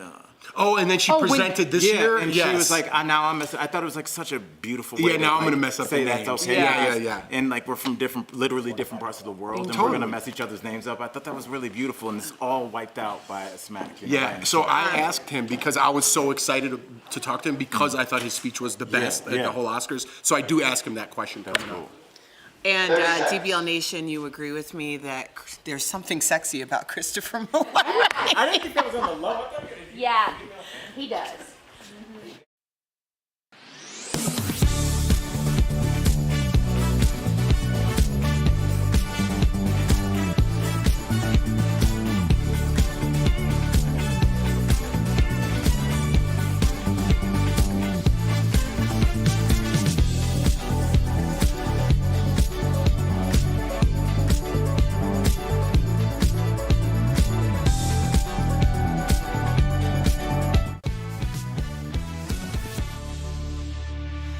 Welcome back. Troy Kotsur has been a professional actor since the late 80s, but he made history at the Academy Awards when he became the first deaf man to win an Oscar. Earlier, we got to chat with him and his translator about that iconic moment. Take a look. Troy, welcome to DBL. I just got to tell our viewers, before we went live, Troy was cuddling his pooch. It's little dog Stella. Little dog, so cute. That's my best friend, Stella. I borrow her ears. If someone knocks at the door, Stella can bark and let us know. And so she always lets us know what's going on. We use Stella as our pair of ears. When I'm having a bad day, she always gives me love and comforts me. Unconditional love. And now that you're an Oscar winner, I hope she's giving you a little extra love. Oh, my dog's starting to be jealous, actually. Are you getting recognized everywhere you go? Recently this morning, I went to a doctor's appointment. I had a blood test and I was sitting opposite a man with a mask on who began gesturing to me, and he began doing the deaf applause, which kind of made me smile. And so we gave each other a fist bump in the doctor's office, and strangers are recognizing me even if I have a mask on. Amazing. And so, you know, it's with sign language. It's just noticeable. I can't hide who I am. I can't put a mask over my hands. Troy, I got to tell you, I loved your acceptance speech at the Oscars. It was by far my favorite speech of the night. Now, did you think you had a chance of winning going in? Was that speech prepared, or was it a total shock and that just came from the heart? Really, of course the speech was from my heart. But I had a feeling that the odds were in my favor, so I wanted to be prepared. I didn't want to look awkward in case I got up on stage. And so if I didn't win, I could set the speech aside. But of course, I wanted to be prepared because they asked us to keep it under 45 seconds or under a minute. So we really had to condense it down and give my best foot forward. Let's talk about your character, Frank Rossi, because Frank curses like a sailor, and apparently the MPA wanted to give the film an R rating. Do you think they weren't ready for a sign language film? You know, I was in shock because they decided to give us an R rating, and I told myself, where have you all been? Because, you know, when I was growing up, I've seen all of these movies with a lot of swearing. You know, it wouldn't matter if it was PG-13 or R, of course, with your swear words in English with subtitles. But where was our opportunity to show that aspect of deaf culture? You know, and finally, we had an opportunity to show those vulgarities, and they wanted to give us an R rating. And we were like, hold on a second. And we had to go back and forth with them and with our director and our ASL director as well to say, hey, this is a really vital part of deaf culture. You know, I think they weren't ready for it yet. And so that's why they gave us that rating, which was surprising. And so finally they reduced it to PG-13, which is a relief to all of us on the CODA team. But it was really amazing that we have such a rich history, and sign language is so descriptive visually, and they weren't prepared for that. What do you think needs to change in Hollywood to make sure that everyone has representation? Really, Hollywood needs to improve in a few areas. First of all, you need writers who happen to be involved in the deaf community and deaf culture. We have such a rich history, a treasure trove of stories from the deaf community. And I want to ask you, have you heard the name Dummy Hoy? Are any of you familiar with that name? No. And so that's my point. So he was the first deaf pro baseball player. He played for Cleveland. Wow. And he was the one who actually taught the umpire all of the hand signals for out and safe and strike and ball and so on. And so they're still used today, but no one knows where those hand signals came from. They actually came from the first deaf professional baseball player. So we're just human beings, and we just need to make small adjustments and set up a successful and effective system. And that way we have more access. And it's not only deaf people, but disabled people in general, CODAs, children of deaf adults, and so on. We all have our individual skills and stories to tell. So I'm waiting for Hollywood to be ready. And really, this is a big step forward. It definitely is a big step forward. We appreciate you so much, Troy. Congratulations on all your success. Well deserved. We'll be right back. Thank you so much. Thank you. Thanks, Troy. Thank you for having me. Thank you, everyone. I feel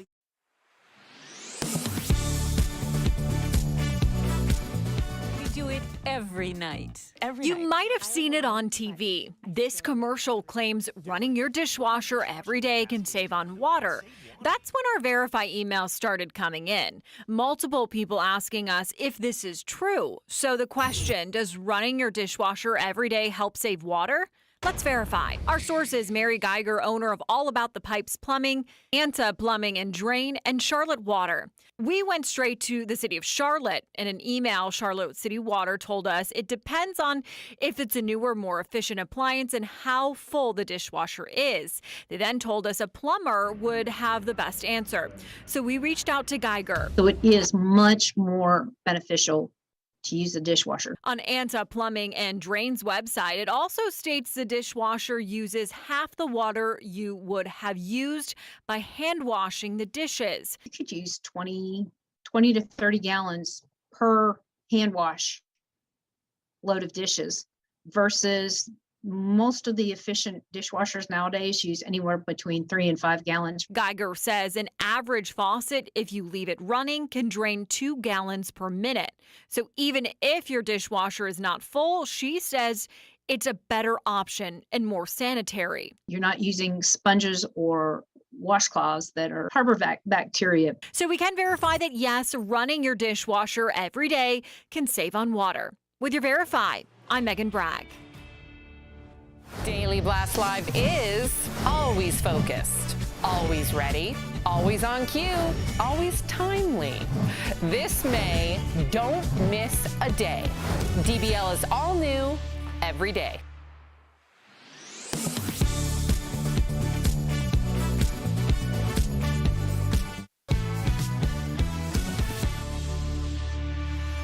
Welcome back to DBL. Unlocked social media accounts are being sold on the dark web. It's time for a security alert sponsored by Lifelock.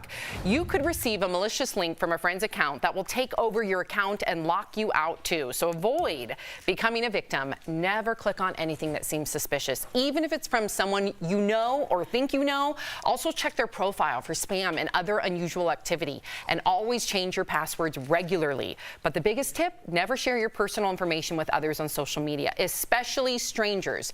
If your information has been breached, LifeLock is here to help. LifeLock keeps you and your digital identity secure from cyber criminals. Call 1-800-953-0836 or visit lifelock.com to learn more. Coming up on DBL, a wedding stunt you have to see to believe. Why did this bride and groom set themselves on fire? Promotional consideration is brought to you by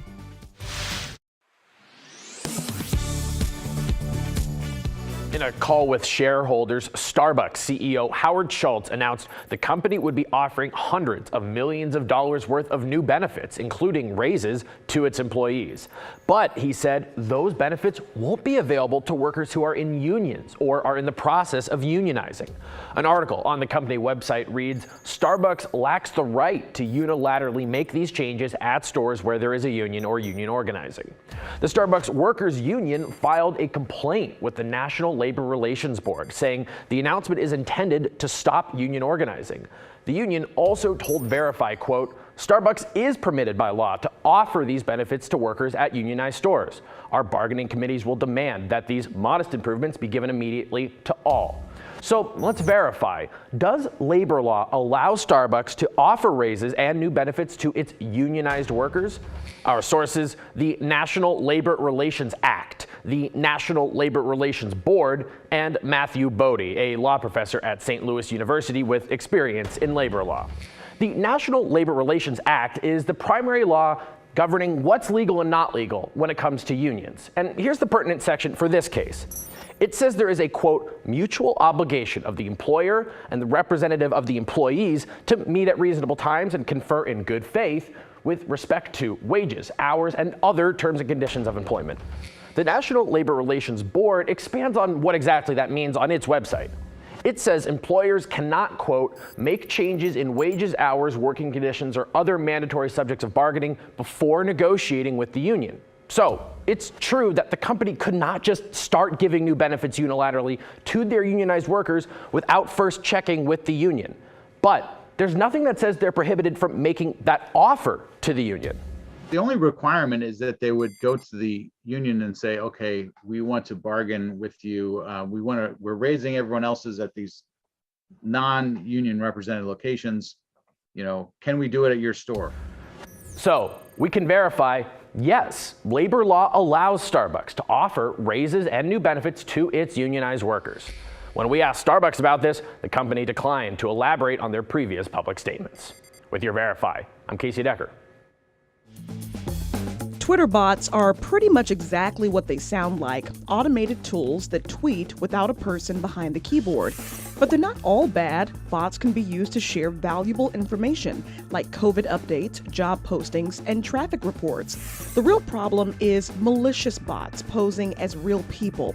They can be used to spread misinformation, fill your feed with spam, and generally disrupt interaction on social media. According to Twitter's official estimates, there are roughly 229 million active bots on the service. That's roughly 5% of Twitter's daily active users. But back in 2017, an independent study by an Israeli tech company estimated that anywhere from 9 to 15% are bots. The actual number is still yet to be determined, but it could potentially play a big role in Twitter's future.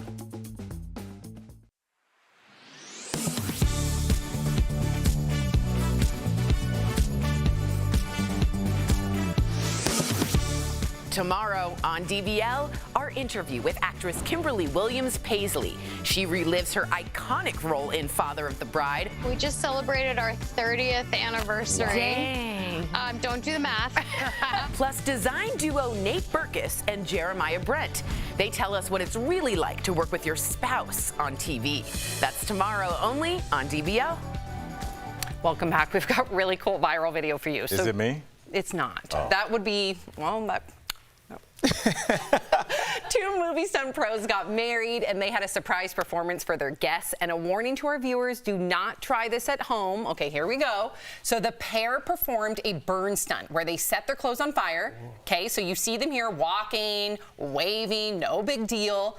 Yes, yeah. I'm going to continue to show you now. They're going down the hill. Meanwhile, none of their guests had any idea that this was going to happen. Then they kneel down, and then their friends fire extinguish Those are good friends. the fire off of them. You really trust them? The video has 60 million views, rightfully so. But do you think that the guests expected this because they're stunt people, or no? It's cool and it makes sense, but we could be doing this in a very different position in the show. Do you know what I mean? Yeah. Look what happened yesterday. Yeah, I will say this. I would assume stunt people know stunt people, Erica. So, like, hopefully everybody kind of knew what to do. Because if I get to a wedding and somebody gives me a fire extinguisher, I'm like, I don't want to do this. I don't want to be in charge of my life. How did their hair not burn? They must have some sort of like that fire retardant. Like you see the people put the flames in their mouth. Well, speaking of memes. Congratulations. 16 million.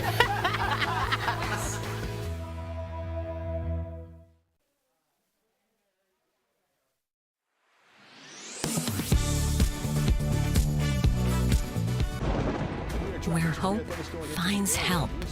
Where courage meets conviction. Where makers make fans. We are Tegna, a family of local and national media brands that bring us together, serving the greater good of our communities. Where national know-how backs local business. Be in good company with Tegna. But you want to go back 20 years and cancel somebody for what they did? You know what? You're out of order. I woke up and said, today is going to be a good day. Yeah. At some point, you got to decide for yourself if you're going to stand up for what's wrong or what's right. Like, are we living in bizarro world? Sorry, I ran out of steam there. I have to just push back on that. I think it's an okay conversation to have. That's what really rubbed me and a lot of people the wrong way. I love this story.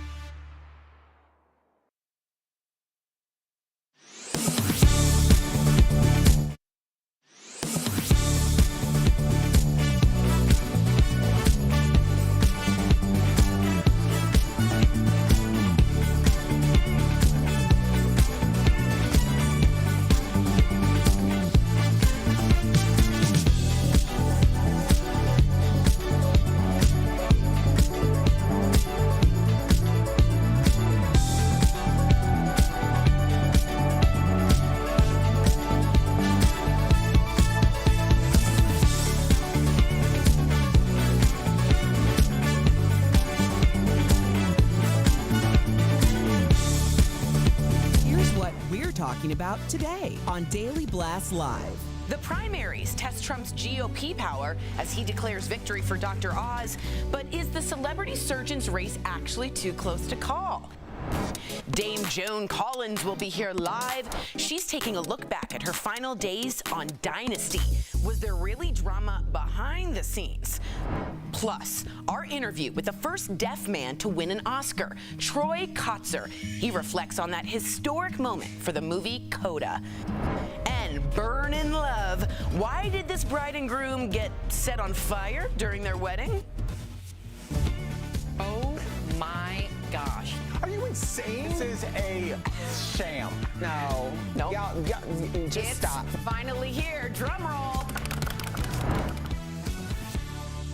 Welcome to DBL. So yesterday was primary day in a number of states, and it was a big test for the power of former President Donald Trump and his hold over the Republican Party. The results show it was kind of a mixed bag. So the Pennsylvania Senate race, too close to call. The Trump-backed candidate, Dr. Mehmet Oz, and his opponent, Dave McCormick, may be headed for a recount. Dr. Oz praised Trump at his rally last night. Take a listen to what he said. And I want to thank some other individuals who are actually unbelievably close friends. Let's start with 45, President Trump. Yes. President Trump, after he endorsed me, continued to lead into this race in Pennsylvania. He knows all the subtleties of it. And God bless you, sir, for putting so much effort into this race. I will make you proud.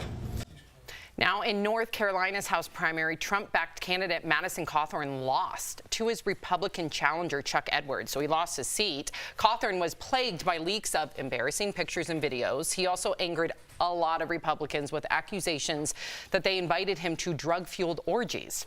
Meantime, other Trump-backed candidates like Doug Mastriano and Ted Budd won their primaries. All right. So, Al, do you feel that Trump is still the Republican Party? Is he still the major influence? I think so. I mean, I think the Pennsylvania race is an outlier in that, you know, obviously Dr. Oz has name recognition. You think he'd run away with it. But Dr. Oz lives in Jersey. And that's not really playing that well, and he's still that close. I think that shows that how powerful Trump's reach still is. When we start talking about Madison Cawthorn, we can talk about that briefly.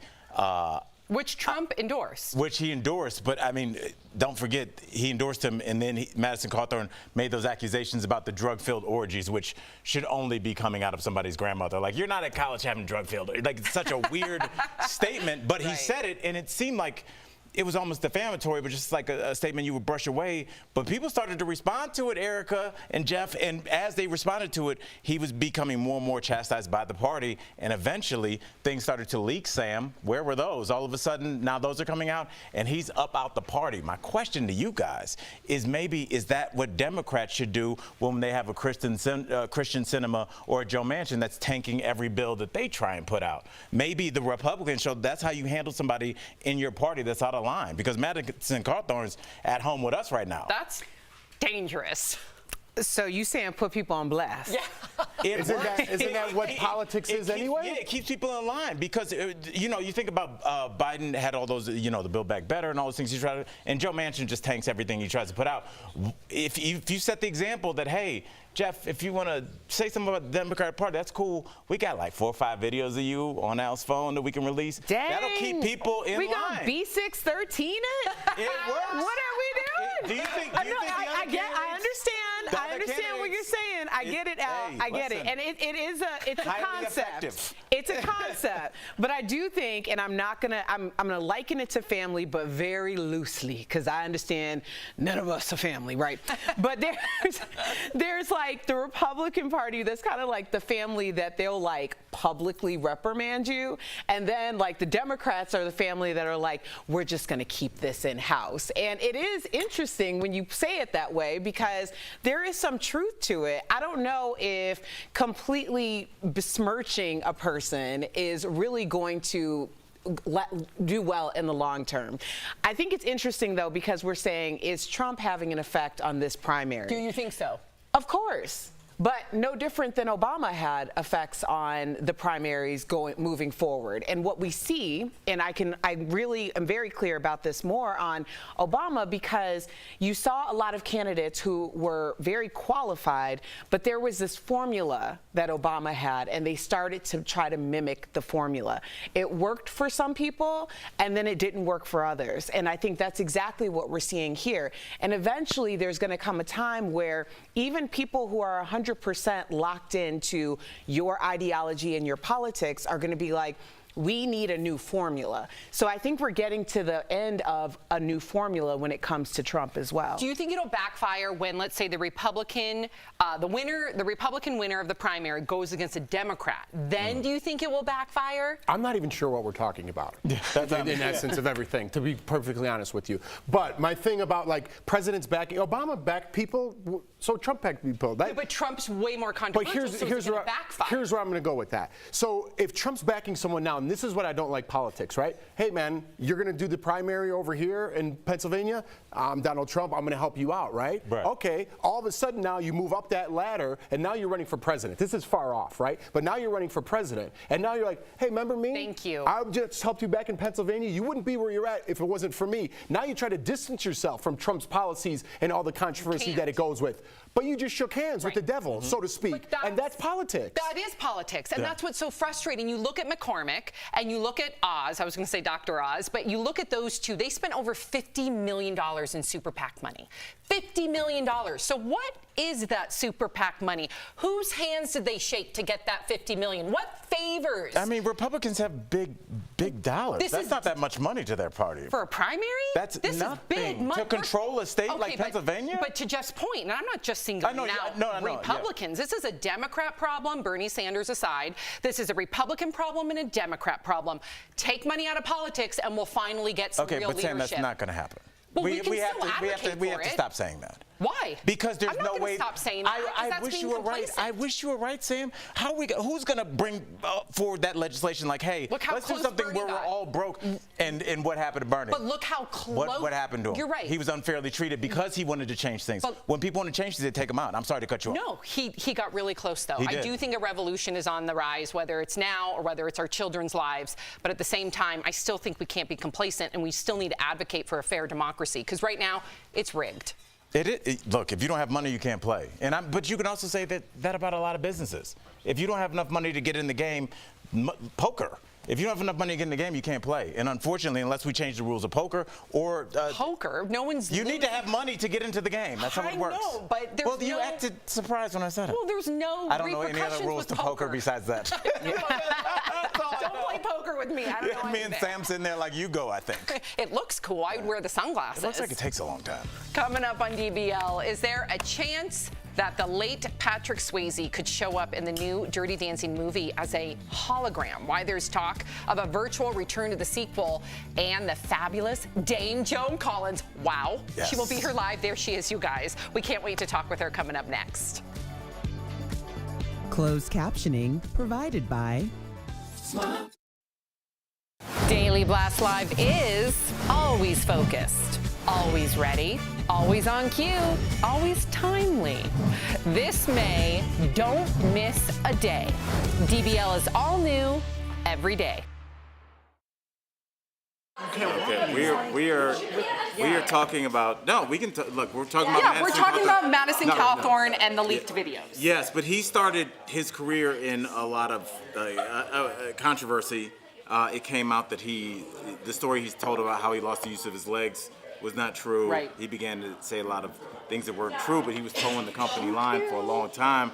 Then he just kind of out of nowhere, I don't know if it was like some kind of weird self-destruction button he pushed on his career, but he just all of a sudden was like, yeah, these old senators are inviting me to cocaine parties.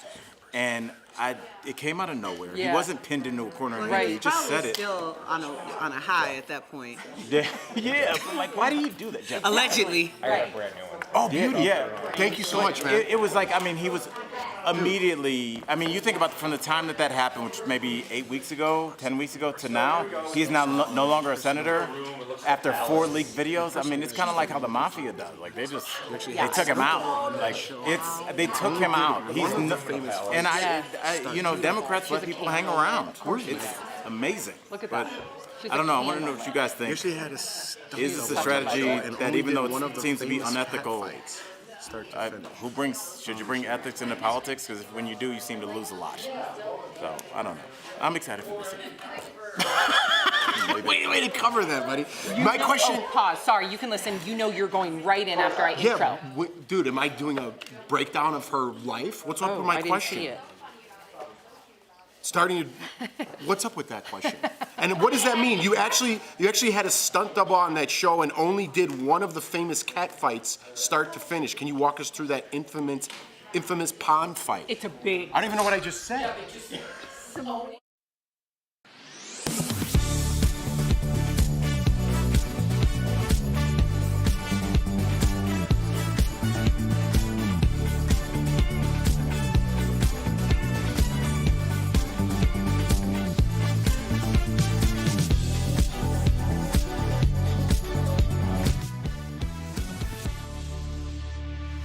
This is a big deal, you guys. She is the definition of Hollywood royalty, both here and across the pond. In fact, the Queen of England has given her a royal title. Please welcome to the show the iconic, the always fabulous Dame Joan Collins. Yes. Hi, Joan. Hi. Look Great at to be here from sunny England. Wow. Her home looks like a palace. Well, why wouldn't it? Yeah. Why wouldn't it? Right? We expected nothing less. So, Joan, your new book, let's get right into this, walks us through your personal diary, starting with your final days on Dynasty. So you actually had a stunt double on that show, and you only did one of the famous quote-unquote cat fights start to finish. So we got to ask, can you walk us through that infamous pond fight? Oh, the pond fight. Well, first of all, that was not a double that fell into the water. That was me. And that is obviously me. You can see it. In fact, I think it's me most of the time because when I fell into the water, I had a big hat on and the hat flew off, which is slightly iconic. And we had to have. That is the worst dress I ever wore in Dynasty. It is just hideous, I think. And we had to have like 6 of them because we did so many takes. so many takes in the water. I think we only did the one fall into the water. But my gosh, that's so long ago. You still remember that? Well, I mean, it's what everyone's talking about. They want to. How come you chose that to go all the way through? You did 6 takes. Did she give you a good one in the first take? There had to be. You got to finish the job. She did. The director said, "Now, Linda, I want you to hit, and then I'm going to say freeze." But she didn't freeze. Luckily, it wasn't too bad, but it wasn't exactly Chris. It wasn't the one that Chris Rock received. Not like that. Oh, we're gonna go there. My face is right on Yeah. I get that in England too. Okay, well, let's keep the tea going, because speaking of Linda Evans, in your book, you say that you weren't invited to her parties and seldom spoke on set. So why do you think your invitations got lost in the mail? That's true. They did get lost in the mail. I think the mail is just terrible in Beverly Hills. So, well, I'll tell you what I did. I was, all of my family were in England. I got the most fabulous deal with British Airways, which was not money. It was free travel whenever I wanted to go. Ooh. So in my first 3 or 4 years in Dynasty, every time I had 4 days off, I would get on a plane. And of course, it would always include the weekend. And so it would sort of always be like the same time that Linda was having her parties. So I never was able to go. Oh, yeah. You can't go somewhere if you jet setting. Yeah, jet setting. Well, jet setting to see my children. But you would do it too. I mean, if you guys got unlimited travel on an airline, wouldn't you be up and away? Oh, yes. I wouldn't be here. Whenever? This is the only place I would be is talking to you, because I'd be in the skies 24/7. That's a great deal. Now, I have to ask you, because we are all human beings and we all have feelings. So it seems like you and Linda, your relationship was at least strained. So what is your relationship with Linda now? Well, Linda lives in the middle of America, and I live either in Hollywood or London. So those places are very far apart from that. But you know, I don't understand why you think that people who work together in a film or movie should be great pals, because very few people are. Now, I'm great pals with Stephanie Beacham, and I'm great pals with the 3 boys, Gordon Thompson and Jack Coleman and John James. We all got together last month, and I went to see their show. So they up it. And Sam, I have a quick follow-up question. I didn't write too much about what. I've always wanted to ask a great actress like yourself this. Is it better to have a little bit of tension with somebody that you're acting against? Is it almost better to not be good friends, especially if your characters are not like that on film? Yeah, because they were nemesis. Well, I don't think it makes any difference in terms of personality. What I do know is that when I first worked with Linda, I had a scene in which I had to be said, "And so I don't know what you're doing here, you little tramp." And I said it in a very low voice. And then and that was the rehearsals, we rehearsed a few times. And then when it came to do it, I pulled out all the stops and I did full Alexis, and I said, "How dare you come into my home and take over, you little tramp." And at the end, Linda said, "Oh my God, that felt so real." I said, "Did you mean it?" I said, "No, darling, it's called acting." Yeah. So, don't worry, we've got more. That was great. With Dame Joan Collins when we get back. We're going to get her thoughts on plastic surgery, a lot more. Stay with us. We love you, Joan. I've had some thoughts on my book. Of course. Absolutely, absolutely. We love.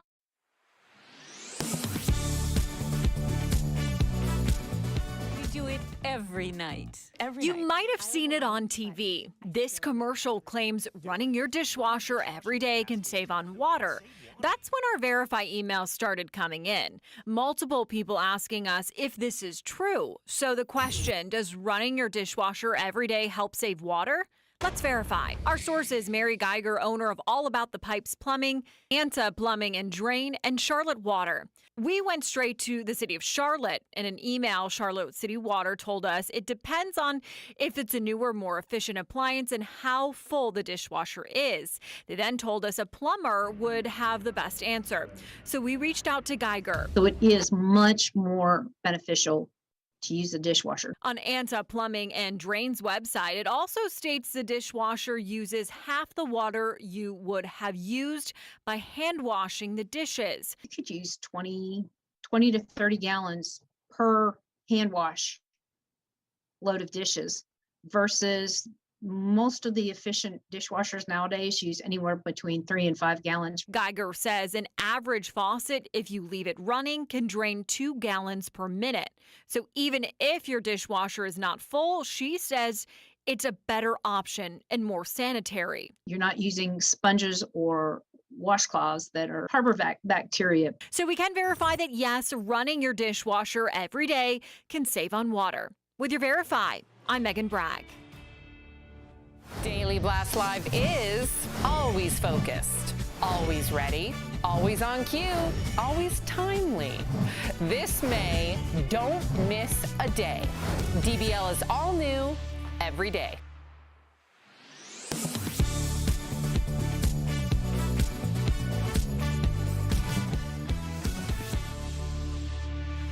Welcome back. We've been chatting with Dame Joan Collins about her days on Dynasty and, of course, her new book, My Unapologetic Diaries. She joins us live to continue the conversation. Please welcome back, Joan. Yes. Yeah. That was just me. So I'm in London, and you guys are where? Where are you? We're in Denver, Colorado. Oh, you're in Denver. Kind of the middle of America. I used to be called the Denver Beast. Why? When I was doing Dynasty, I did. Denver But I talk about Beast. Dynasty quite a yes. Biest, actually, it was spelled B-I-E-S-T. Dust Denver Biest. Not a very nice title. But, anyway, I hope you enjoyed my book because I do talk about Dynasty. I also talk about Star Trek that I was in with the wonderful Captain Kirk, and he was just amazing. Bill, I liked him a lot. William Shatner. Yeah. And, He's been on the show a few times. Yeah. I played a very different role in that. I played a missionary worker, a saintly missionary worker who tried to persuade the world that Hitler was a good guy. Wow. And unfortunately, they had to kill her. So Dr. Spock pushed her under a bus. And that's one of the stories that I tell in the book. Yeah. Well, I just, I have to talk about your book because you talk about somebody who's a huge inspiration to myself, the late, great Sidney Poitier. You say the two of you had some of the most interesting conversations just about life. Is there one discussion that stands out to you? Oh, wow. The one thing that does stand out to me so many times, I knew Sidney from when he was doing a picture with Paul Newman, and I was in Paris with my boyfriend, and we used to go, we did a lot of drinking. Yeah. We both liked a tipple. And was when we were at a friend's house during the time of Obama, and we were waiting to see if Obama was going to be nominated to be president. And when he was, Sidney's face just lit up. And I said, "Are you happy?" He said, "What do you think?" Yes, he was. But he was very, very deep. And he loved my husband, Percy. He would take him to lunch, and they would have long, long, long lunches. But basically, I saw Sidney with Joanna, who was a very good friend of mine, his lovely wife. And he was a man who, he overcame so much. He was washing dishes in New York when he was like 17, 18, and coming from very, very poor circumstances. And he just became such an iconic and wonderful figure and admired so much, but so simple. He never took himself seriously, although he was a very serious person. He was just one of the most wonderful people that I've ever met, and very, very different from many Hollywood people, as you can understand. Very different. And Joan, this is your diary. Like, to those out there who haven't read it, you get to have a glimpse into her iconic life. So why did you decide to release the book now? Well, it wasn't a question of now. First of all, I started writing it at the end of Dynasty, and I didn't write it. I spoke it into a little tape recorder that I'd been learning my lines in. And all of the things that appear in the first 20 years are all spoken. And then I decided to have it put down by a professional. And I mentioned it to my agent, and he said, well, that sounds good. Would you like to, diaries are very popular, and you've had a very interesting life. I said, I'll say. So yes. I thought, why not? And it is a bit naughty in places, I know. I have a few things to say. Unapologetic. Yes. The title is perfect. To our viewers, you got to pick up a copy of Joan's new book, My Unapologetic Diaries. Dame Joan, thank you for chatting with us today. Thank you so much. Promotional consideration is brought to you by Darlings. In a call with shareholders, Starbucks CEO Howard Schultz announced the company would be offering hundreds of millions of dollars worth of new benefits, including raises, to its employees. But he said those benefits won't be available to workers who are in unions or are in the process of unionizing. An article on the company website reads, Starbucks lacks the right to unilaterally make these changes at stores where there is a union or union organizing.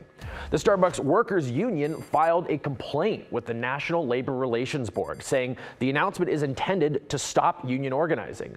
The union also told Verify, quote, Starbucks is permitted by law to offer these benefits to workers at unionized stores. Our bargaining committees will demand that these modest improvements be given immediately to all. So let's verify. Does labor law allow Starbucks to offer raises and new benefits to its unionized workers? Our sources, the National Labor Relations Act, the National Labor Relations Board, and Matthew Bodie, a law professor at St. Louis University with experience in labor law. The National Labor Relations Act is the primary law governing what's legal and not legal when it comes to unions. And here's the pertinent section for this case. It says there is a, quote, mutual obligation of the employer and the representative of the employees to meet at reasonable times and confer in good faith with respect to wages, hours, and other terms and conditions of employment. The National Labor Relations Board expands on what exactly that means on its website. It says employers cannot, quote, make changes in wages, hours, working conditions, or other mandatory subjects of bargaining before negotiating with the union. So it's true that the company could not just start giving new benefits unilaterally to their unionized workers without first checking with the union. But there's nothing that says they're prohibited from making that offer to the union. The only requirement is that they would go to the union and say, okay, we want to bargain with you. We're raising everyone else's at these non-union represented locations. Can we do it at your store? So we can verify, yes, labor law allows Starbucks to offer raises and new benefits to its unionized workers. When we asked Starbucks about this, the company declined to elaborate on their previous public statements. With your Verify, I'm Casey Decker. Twitter bots are pretty much exactly what they sound like, automated tools that tweet without a person behind the keyboard. But they're not all bad. Bots can be used to share valuable information, like COVID updates, job postings, and traffic reports. The real problem is malicious bots posing as real people. They can be used to spread misinformation, fill your feed with spam, and generally disrupt interaction on social media. According to Twitter's official estimates, there are roughly 229 million active bots on the service. That's roughly 5% of Twitter's daily active users. But back in 2017, an independent study by an Israeli tech company estimated that anywhere from 9 to 15% are bots. The actual number is still yet to be determined, but it could potentially play a big role in Twitter's future.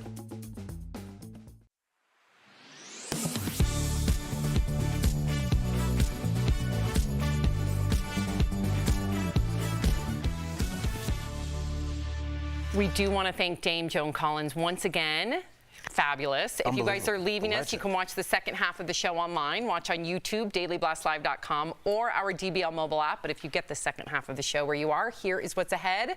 Our interview with Coda star Troy Kotsur. He's reflecting on the historic moment he became the first deaf man to win an Oscar. And there's talk of Patrick Swayze being written into the new Dirty Dancing movie. But how? Why some suspect it could be in a hologram form.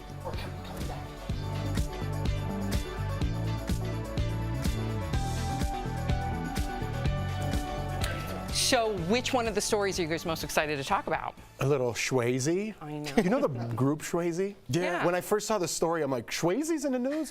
People have no idea what I'm talking about right now. People do. Patrick Swayze. Yeah, I miss Patrick Swayze. It's like one of the first actors. I remember watching Dirty Dancing at a young age and just being like, there's something so vulnerable about the way he acts. And then if you've ever seen like the making of Dirty Dancing, you see his work ethic. That guy took so many takes. Remember that very end scene where she does like that swan dive? Right. He did so many takes that his feet started to bleed. Well, that's like the TikTok video of people messing that up. Yes. at weddings. Yeah, I was going to say that. There's been a lot of bloodshed over that move. Yes, it's really bad. I would have tried that move and I would have fell right on my face. We'll try it in a little bit. We'll be right back.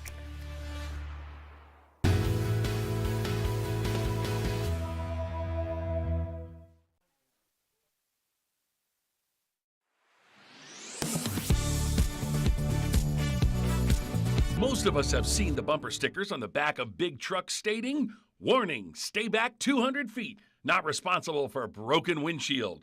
But are they really not responsible for any debris either coming from the road or their load? Let's verify. Our sources are personal injury lawyer Darren Tobin from Tobin Injury Law and Taylor Mabry from Express Auto Glass in Marietta. We ask, from a legal standpoint, what do these bumper stickers mean? Absolutely nothing. Those bumper stickers are meaningless. But the truck company has a duty to prevent anything from falling off the backs of their trucks. In fact, there's federal statutes and state statutes that regulate this exact thing. However, there's a caveat. What if the debris comes from the road?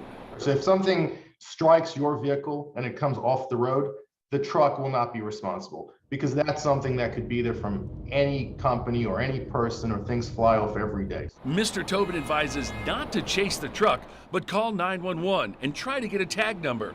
If you pursue and get into an accident, that could be on you. Taylor Mabry from Express Auto Glass in Marietta agrees it's best to get a tag and keep your receipt. I've had to email receipts to companies before, send credit card receipts and stuff like that, just to prove that this customer did in fact pay and they are entitled to reimbursement. So we can verify, those bumper stickers don't really hold a lot of water. They're more of a warning. If it's coming off the road, well, it's just bad luck for you. But if it's something being hauled that hits you and you have proof along with documentation, it might be worth further pursuit.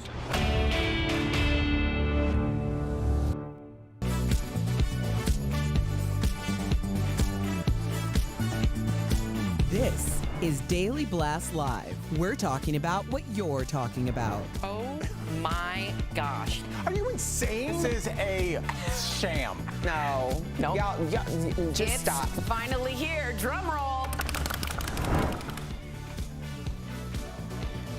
Welcome to DBL. So we have been talking a lot about the Johnny Depp Amber Heard trial, but now her friends are actually coming to her defense. We actually talked about that yesterday, like where's the makeup team? So Amber's friend Raquel Pennington testified that she saw Amber's quote-unquote bloody scalp after Johnny allegedly ripped her hair out. Now, in a separate video deposition, Raquel says she took pictures of Amber's face the night Amber said Johnny allegedly hit her. Take a look. It's a photo of Amber's face with two black eyes and swollen bottom lip. And actress Ellen Barkin is expected to take the stand in support of Amber. Now, Ellen claims that when she and Johnny dated back in the 90s, he got jealous and angry. And at one point, she said Johnny threw a bottle of wine in her direction. Johnny denied the claim, saying she just had a grudge against him. So we have been critical of Amber Heard. You know, there's been a number of things in her testimony that have raised red flags, and we've been very open about that, and we've been very protective of women coming forward, and we don't want that to taint It's fair to that question. movement. Yeah, absolutely. Yes. But there could be two sides to the story. We don't hear a lot of criticism with Johnny Depp. Does this change your mind? It doesn't change my mind. See, I keep looking at this, and I feel like we're looking over the shoulder of somebody that's writing a story page by page. And so that's how our emotions are starting to go. Like last week, everybody was like, oh my goodness, Johnny Depp, this great guy. How has this predatory woman done this to him? And now this week, other things are coming out in her defense. And now I can kind of feel public sentiment shifting, and everybody's like, what's up with Johnny Depp? He does seem to drink a lot. And it's because we don't have all the facts laid out yet. We're trying to make decisions on a day-to-day basis, evening to evening, and it doesn't seem to be working, Jeff. And what does seem to be happening is that two people's careers have now been torpedoed. And that's, I don't know if that was the point. I don't know why you drag your public nonsense into, your private nonsense into the public view. The reason why I think it is in the public view is because Johnny's was tanked maybe for unnecessary reasons. So he's trying to get his career back. In that process, Amber Heard is losing hers, right? Because, listen, social media twists everything. You could say something, you could take things out of context. They're good, social media, at finding the other side. It's hard to find the other side in this Amber case. I understand her friends are now sticking up for her. Threw a bottle in my direction? What does that mean? What kind of testimony is that? I will say... But let me just finish one more thing. Why don't we, you mentioned the makeup people, if we, instead of speculating every day, why don't we just find who the makeup people were and be like, hey, did Amber, was she extensively beat up? Was she swollen? Did you cover these up? Is this true? Why isn't people seeking that out so we have an answer? I would only imagine her or Johnny Depp's team tried to get them. But if there is a definitive answer, we should know. I have not made up my mind, so to speak, but it is interesting because I do think what Al's saying in terms of like the book is actually being written right now. And every time there's a new person on the stand, there's a plot twist, right? And then the public sentiment might go in any direction. That's also the risk of having it streamed live on television. At the end of the day, there are going to be two different judgments. There's going to be the public judgment, and we're going to have far more information than we had before. We have all the information. And then there's going to be the actual judgment that the court laid out. I did want to say something about throwing the bottle in the direction, because I made a comment about people who resonate with something that Amber might be saying. Like if you are a victim of domestic violence or any type of violence, there are certain things that ring true to you, are triggering. And anytime you have someone, because throwing something, and I'm not saying that he did or he didn't, but I've heard this argument a lot, and I just want to be clear that throwing something in someone's direction, especially something as lethal as a bottle, breaking things all in the home or in the room, that is abuse. So I just want to be clear that even if a bottle does not hit you, and I'm taking this out of the context of this actual example, even if it didn't hit you, it's still very abusive behavior, and it should not be tolerated. But I could take the other side to that very easily. There is no other side, Yes, Jeff. there is. No, there isn't. Okay, can I explain? Let me try to explain. We get in a fight, like kind of we're in right now. If you're sitting by the trash can and I'm not even thinking about you and I throw something away and it breaks by accident, your opinion is I threw the bottle at you. My opinion is I didn't see you there and I was just throwing that in your direction. Do you see the other side? But you're saying it from a situation that isn't a volatile situation. I'm simply saying, because this argument comes up a lot, that when I hear an object being thrown at someone in a heated debate or in a heated way, that is very abusive and triggering to me, because I know what it's like to be on the other side of something being thrown at you. And that's why I'm saying that. I'm simply saying I don't want people to walk away thinking you must get hit in order for it to be abuse. It is still abuse. And I totally get it. I know it's personal to you. I'm just taking, if I was a defense attorney, the other side. I apologize. I know you went through something personal. I was just taking the other side. Yeah, no, it's a talk show. We need to talk about that. Yeah, absolutely. Thank you both for that. Okay, so we're wondering if Patrick Swayze is going to return to the Dirty Dancing sequel in some form. The director of the new film told Deadline they're going to try to include as many people from the original as appropriate, but they want to be respectful in every way. The director said that involves having a conversation with Patrick Swayze's estate, making some believe Patrick's character, Johnny Castle, could return in a digitized form, such as a hologram. Patrick passed away from pancreatic cancer in 2009. Ooh, I have strong feelings about this, but go ahead. I want to hear, because I think I always look at the situation. By the way, I appreciate the conversation y'all had. Yeah. That was dope. Yeah. You know, I look at these situations and I wonder, who is this for? Like, do you totally reboot the cast, kind of make it younger like they did with West Side Story and try and grab a younger audience, and then they'll grow up and buy Dirty Dancing merch for the next 40 years like our generation did? Or do you kind of keep the old characters and bring them back even though they're in their late 50s probably? Patrick Swayze has been gone for almost 15 years now. I don't understand the thought process behind that. And what like, do you who think would about him being a hologram, or one of your favorite actors coming back without their consent as a hologram? It's different whether when it's a main character or not. I know they did that with some of the people when they rebooted Star Wars. Like, they digitized some of the generals that died naturally, and so but they weren't main characters. For Patrick Swayze to have scenes where he needs to be emotional. What if it's one scene with him in a hologram? I think we could do that. What do you think? We have technology for that. I like it for the fact that if his estate agrees with it, that's okay. There's a difference between an actor playing a role and putting him back in an iconic scene such as Dirty Dancing and having those lines that he spoke in the movie maybe reiterated through a hologram. It's a little bit different when someone's personal, right? Like, this is me as a person, and now I'm being resurrected again, and I've never said these words before, and now you're putting those words in my mouth. I think it's two different things. So for me, the movie's okay in my mind. Okay, let me ask you this. If it was Patrick Swayze hologram acting in a film that he had never been in before, would you feel okay with that? If he's playing Johnny, what's his last name? Castle. Johnny Castle, I would be. If he's walking into the character. scene.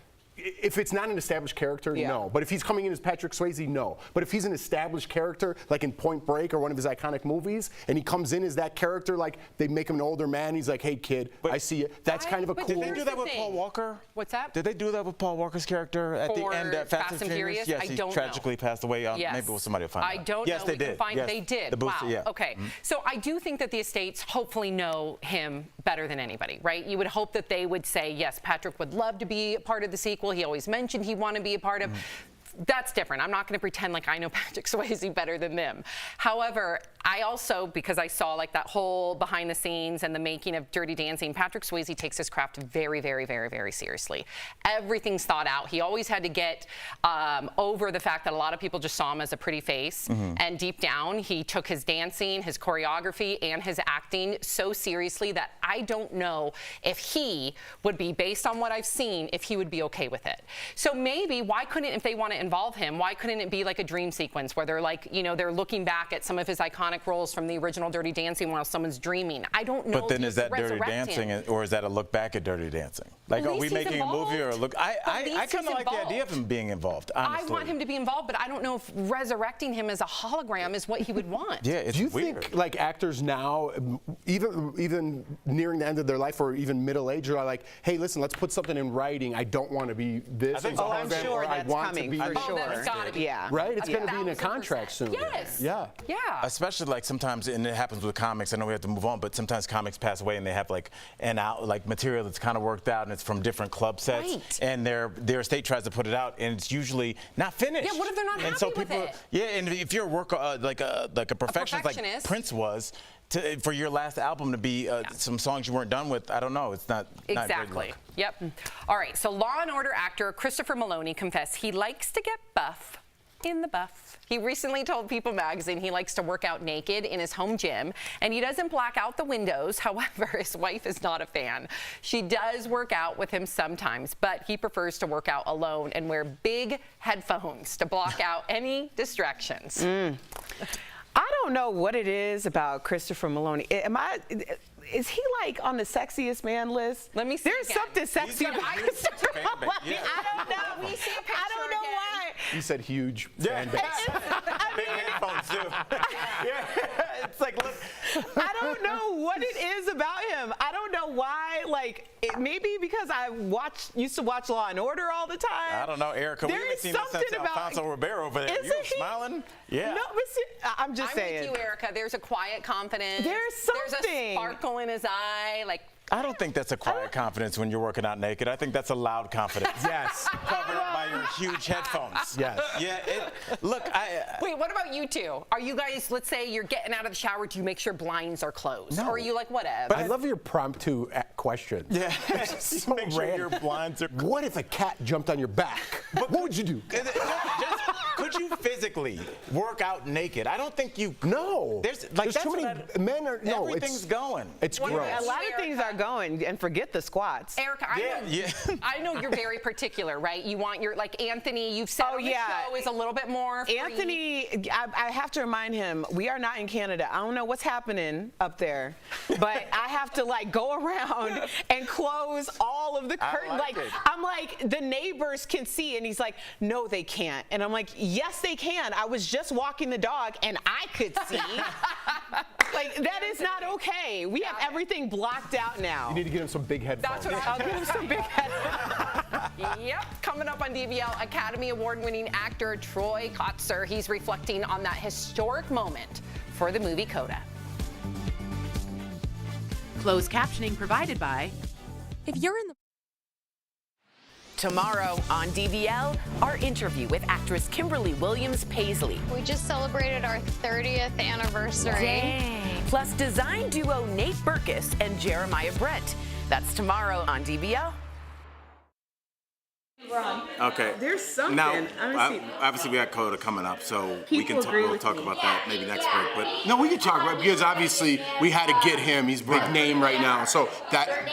Could you say this? Yeah. I mean, we're going to be wearing different clothes, so it's obviously. Yeah. But go ahead. Yeah. Yes. And I was just saying, one thing that really disappointed me about, and I hate to bring it up again, even in this example, the smack Will Smith, Chris Rock, is that it took away from speeches. Oh, totally. Like, I was on the couch because I was watching, like, I got to watch Questlove, DBL. man. Questlove, everybody. It was right after. There were so many, but his speech about how, like, he grew up and obviously, his father taught him to sign, but then his father was in a car accident and he couldn't sign because he was paralyzed. And, like, right then I was like, well, I didn't see this coming. Like, I was a mess. It was just so, like, the journey to get there and for acceptance, I just thought was so beautiful. And I think that Oscars, everybody hates on the awards, but I feel like that was such a really cool Oscars that was ended in a super, like, whack way. Because I thought the speech that the woman from, who she was, they mispronounced her name when she won. What year was that? Last year. She was in... and then she presented this year? And she was like, I thought it was like such a beautiful way now I'm going to mess up the names. That's okay. Yeah. And like we're from literally different parts of the world, and we're going to mess each other's names up. I thought that was really beautiful, and it's all wiped out by a smack. So I asked him because I was so excited to talk to him because I thought his speech was the best at the whole Oscars. So I do ask him that question. And DBL Nation, you agree with me that there's something sexy about Christopher Meloni? I didn't think that was on the low. Yeah, he does.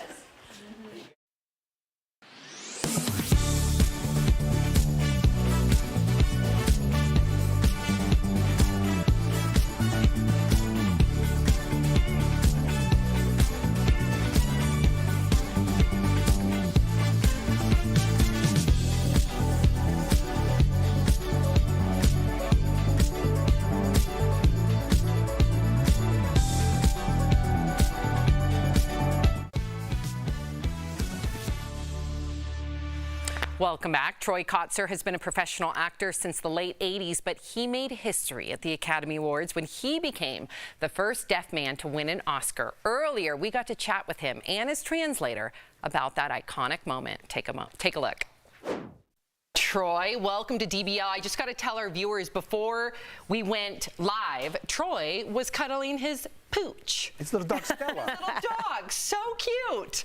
That's my best friend, Stella. I borrow her ears. If someone knocks at the door, Stella can bark and let us know. And so she always lets us know what's going on. We use Stella as our pair of ears. When I'm having a bad day, she always gives me love and comforts me. Unconditional love. And now that you're an Oscar winner, I hope she's giving you a little extra love. Oh, my dog's starting to be jealous, actually. Are you getting recognized everywhere you go? Recently this morning, I went to a doctor's appointment. I had a blood test, and I was sitting opposite a man with a mask on who began gesturing to me, and he began doing the deaf applause, which kind of made me smile. And so we gave each other a fist bump in the doctor's office, and strangers are recognizing me even if I have a mask on. Amazing. And so, you know, it's with sign language. It's just noticeable. I can't hide who I am. I can't put a mask over my hands. Troy, I got to tell you, I loved your acceptance speech at the Oscars. It was by far my favorite speech of the night. Now, did you think you had a chance of winning going in? Was that speech prepared, or was it a total shock and that just came from the heart? Really, of course, the speech was from my heart. But I had a feeling that the odds were in my favor, so I wanted to be prepared. I didn't want to look awkward in case I got up on stage. And so if I didn't win, I could set the speech aside. But of course, I wanted to be prepared because they asked us to keep it under 45 seconds or under a minute. So we really had to condense it down and give my best foot forward. Let's talk about your character, Frank Rossi, because Frank curses like a sailor, and apparently the MPA wanted to give the film an R rating. Do you think they weren't ready for a sign language film? You know, I was in shock because they decided to give us an R rating, and I told myself, where have you all been? Because, you know, when I was growing up, I've seen all of these movies with a lot of swearing. You know, it wouldn't matter if it was PG-13 or R, of course, with your swear words in English with subtitles. But where was our opportunity to show that aspect of deaf culture? You know, and finally, we had an opportunity to show those vulgarities, and they wanted to give us an R rating. And we were like, hold on a second. And we had to go back and forth with them and with our director and our ASL director as well to say, hey, this is a really vital part of deaf culture. You know, I think they weren't ready for it yet. And so that's why they gave us that rating, which was surprising. And so finally they reduced it to PG-13, which is a relief to all of us on the CODA team. But it was really amazing that we have such a rich history, and sign language is so descriptive visually, and they weren't prepared for that. What do you think needs to change in Hollywood to make sure that everyone has representation? Really, Hollywood needs to improve in a few areas. First of all, you need writers who happen to be involved in the deaf community and deaf culture. We have such a rich history, a treasure trove of stories from the deaf community. And I want to ask you, have you heard the name Dummy Hoy? Are any of you familiar with that name? No. And so that's my point. So he was the first deaf pro baseball player. He played for Cleveland. Wow. And he was the one who actually taught the umpire all of the hand signals for out and safe and strike and ball and so on. And so they're still used today, but no one knows where those hand signals came from. They actually came from the first deaf professional baseball player. So we're just human beings, and we just need to make small adjustments and set up a successful and effective system. And that way we have more access. And it's not only deaf people, but disabled people in general, CODAs, children of deaf adults, and so on. We all have our individual skills and stories to tell. So I'm waiting for Hollywood to be ready. And really, this is a big step forward. It definitely is a big step forward. We appreciate you so much, Troy. Congratulations on all your success. Well deserved. We'll be right back. Thank you so much. Thank you. Thanks, Troy. Thank you for having me. Thank you, everyone. I feel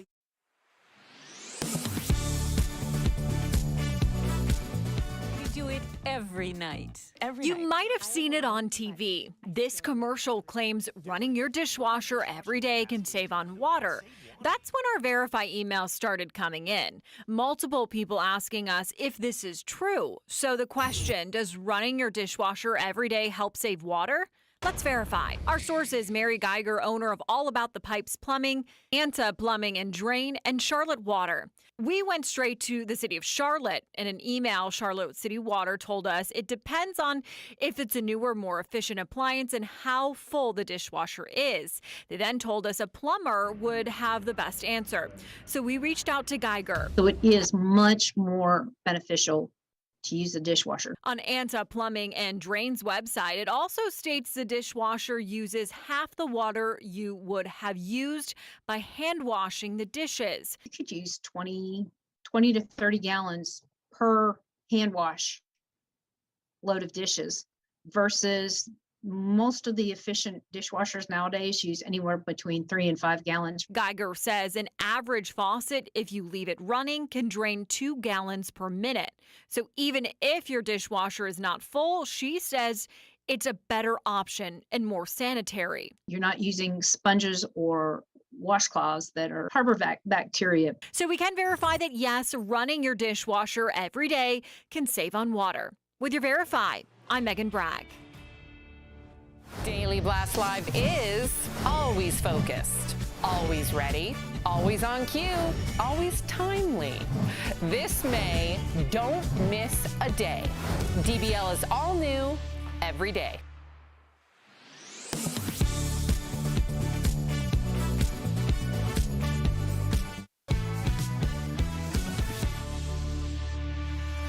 Welcome back to DBL. Unlocked social media accounts are being sold on the dark web. It's time for a security alert sponsored by Lifelock. You could receive a malicious link from a friend's account that will take over your account and lock you out too. So avoid becoming a victim. Never click on anything that seems suspicious, even if it's from someone you know or think you know. Also check their profile for spam and other unusual activity, and always change your passwords regularly. But the biggest tip, never share your personal information with others on social media, especially strangers. If your information has been breached, LifeLock is here to help. LifeLock keeps you and your digital identity secure from cyber criminals. Call 1-800-953-0836 or visit lifelock.com to learn more. Coming up on DBL, a wedding stunt you have to see to believe. Why did this bride and groom set themselves on fire? Promotional consideration is brought to you by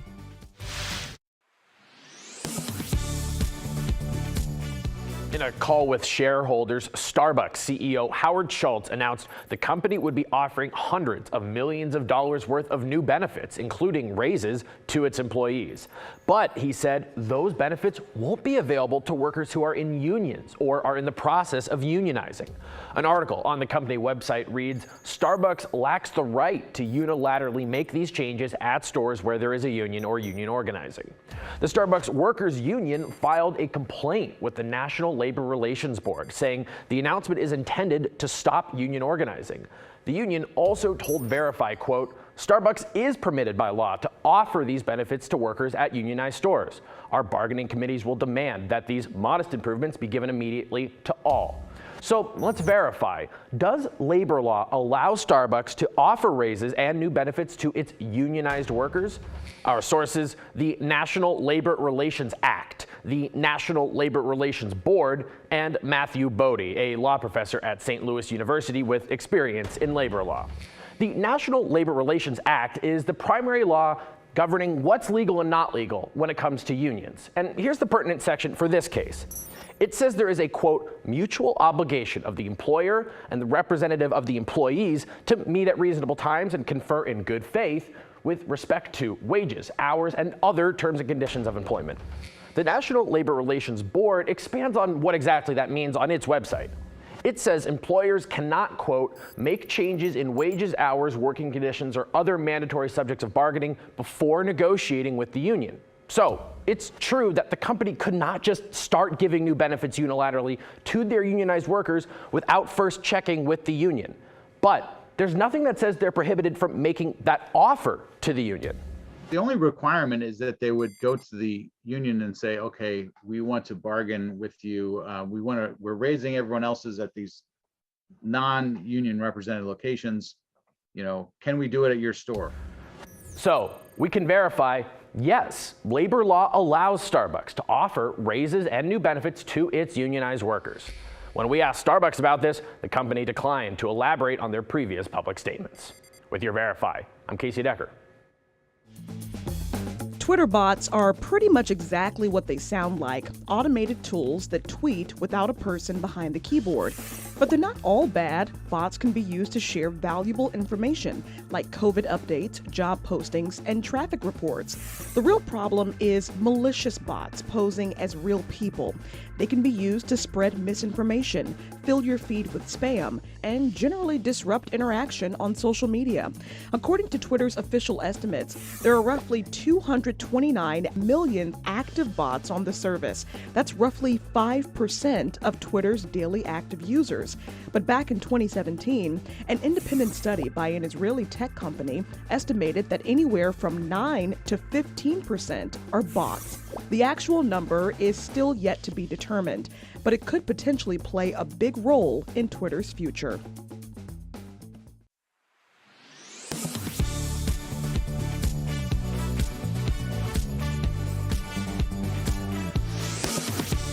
Tomorrow on DBL, our interview with actress Kimberly Williams Paisley. She relives her iconic role in Father of the Bride. We just celebrated our 30th anniversary. Dang. Don't do the math. Plus design duo Nate Berkus and Jeremiah Brent. They tell us what it's really like to work with your spouse on TV. That's tomorrow only on DBL. Welcome back. We've got really cool viral video for you. Is it me? It's not. Oh. That would be, well, no. Two movie stunt pros got married and they had a surprise performance for their guests, and a warning to our viewers, do not try this at home. Okay, here we go. So the pair performed a burn stunt where they set their clothes on fire. Okay, so you see them here walking, waving, no big deal. Yes, I'm going to continue to show you now. They're going down the hill. Meanwhile, none of their guests had any idea that this was going to happen. Then they kneel down, and then their friends fire extinguish Those are good friends. the fire off of them. You really trust them? The video has 60 million views, rightfully Of so. course. But do you think that the guests expected this because they're stunt people, or no? It's cool and it makes sense, but we could be doing this in a very different position in the show. Do you know what I mean? Yeah. Look what happened yesterday. Yeah, I will say this. I would assume stunt people know stunt people, Erica. So like, hopefully everybody kind of knew what to do. Because if I get to a wedding and somebody gives me a fire extinguisher, I'm like, I don't want to do this. I don't want to Right. How did their hair not burn? They That's must a have good some question. sort of like that fire Yeah. retardant. Like Right. you see the people put the Yeah. flames in their mouth. Yeah. Well, speaking of memes. Congratulations. 16 million.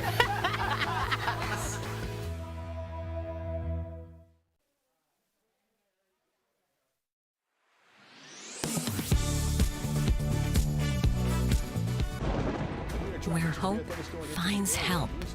Where courage meets conviction. Where makers make fans. We are Tegna, a family of local and national media brands that bring us together, serving the greater good of our communities. Where national know-how backs local business. Be in good company with Tegna. But you want to go back 20 years and cancel somebody for what they did? You know what? You're out of order. I woke up and said, today is going to be a good day. Yeah. At some point, you got to decide for yourself if you're going to stand up for what's wrong or what's right. Like, are we living in Bizarro world? Sorry, I ran out of steam there. I have to just push back on that. I think it's an okay conversation to have. That's what really rubbed me and a lot of people the wrong way. I love this story.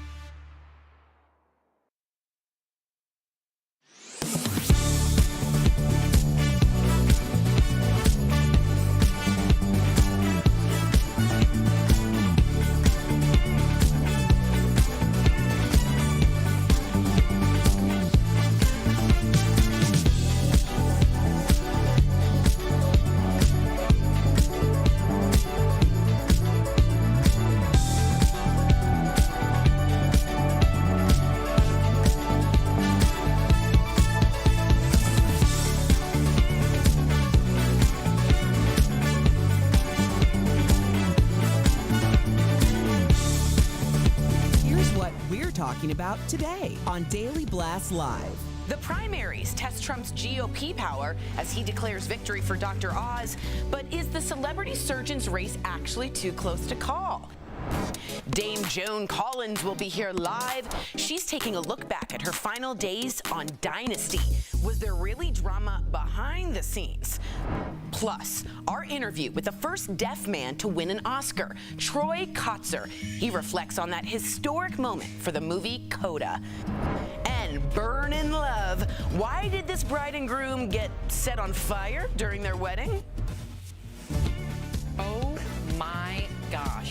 insane? This is a sham. No. Nope. Y'all, just stop. Finally here, drum roll.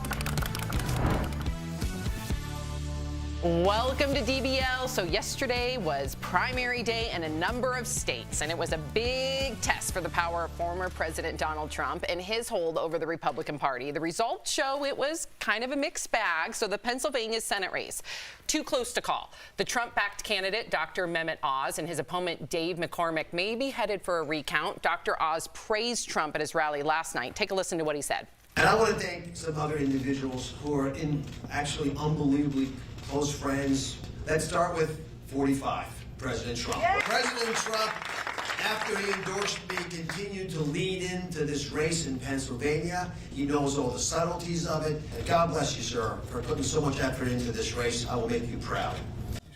Now, in North Carolina's House primary, Trump-backed candidate Madison Cawthorn lost to his Republican challenger, Chuck Edwards, so he lost his seat. Cawthorn was plagued by leaks of embarrassing pictures and videos. He also angered a lot of Republicans with accusations that they invited him to drug-fueled orgies. Meantime, other Trump-backed candidates like Doug Mastriano and Ted Budd won their primaries. All right. So, Al, do you feel that Trump is still the Republican Party? Is he still the major influence? I think so. I mean, I think the Pennsylvania race is an outlier in that, you know, obviously Dr. Oz has name recognition. You think he'd run away with it. But Dr. Oz lives in Jersey. And that's not really playing that well, and he's still that close. So I think that shows that how powerful Trump's reach still is. When we start talking about Madison Cawthorn, we can talk about that briefly.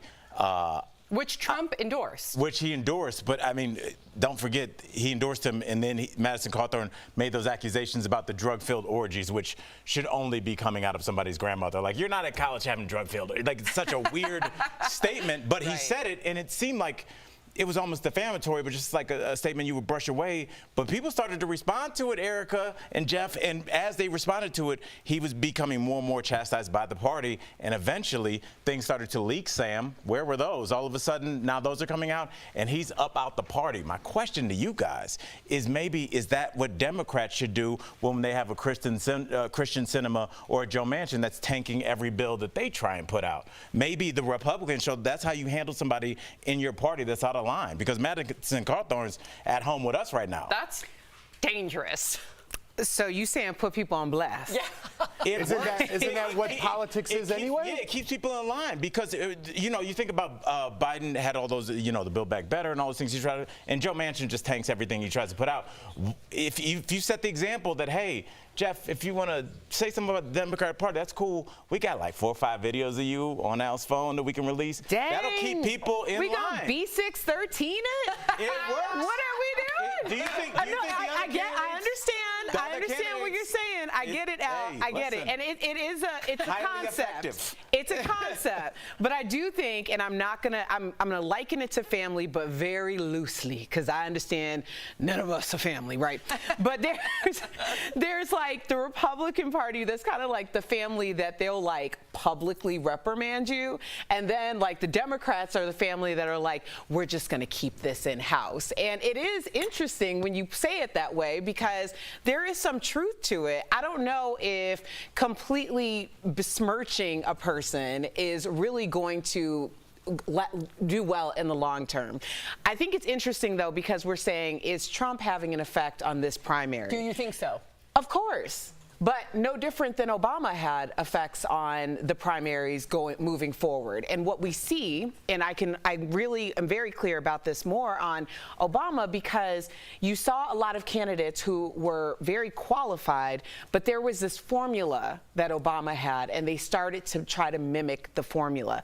It worked for some people, and then it didn't work for others. And I think that's exactly what we're seeing here. And eventually there's going to come a time where even people who are 100% locked into your ideology and your politics are going to be like, we need a new formula. So I think we're getting to the end of a new formula when it comes to Trump as well. Do you think it'll backfire when, let's say, the Republican winner of the primary goes against a Democrat? Then do you think it will backfire? I'm not even sure what we're talking about. In essence of everything, to be perfectly honest with you.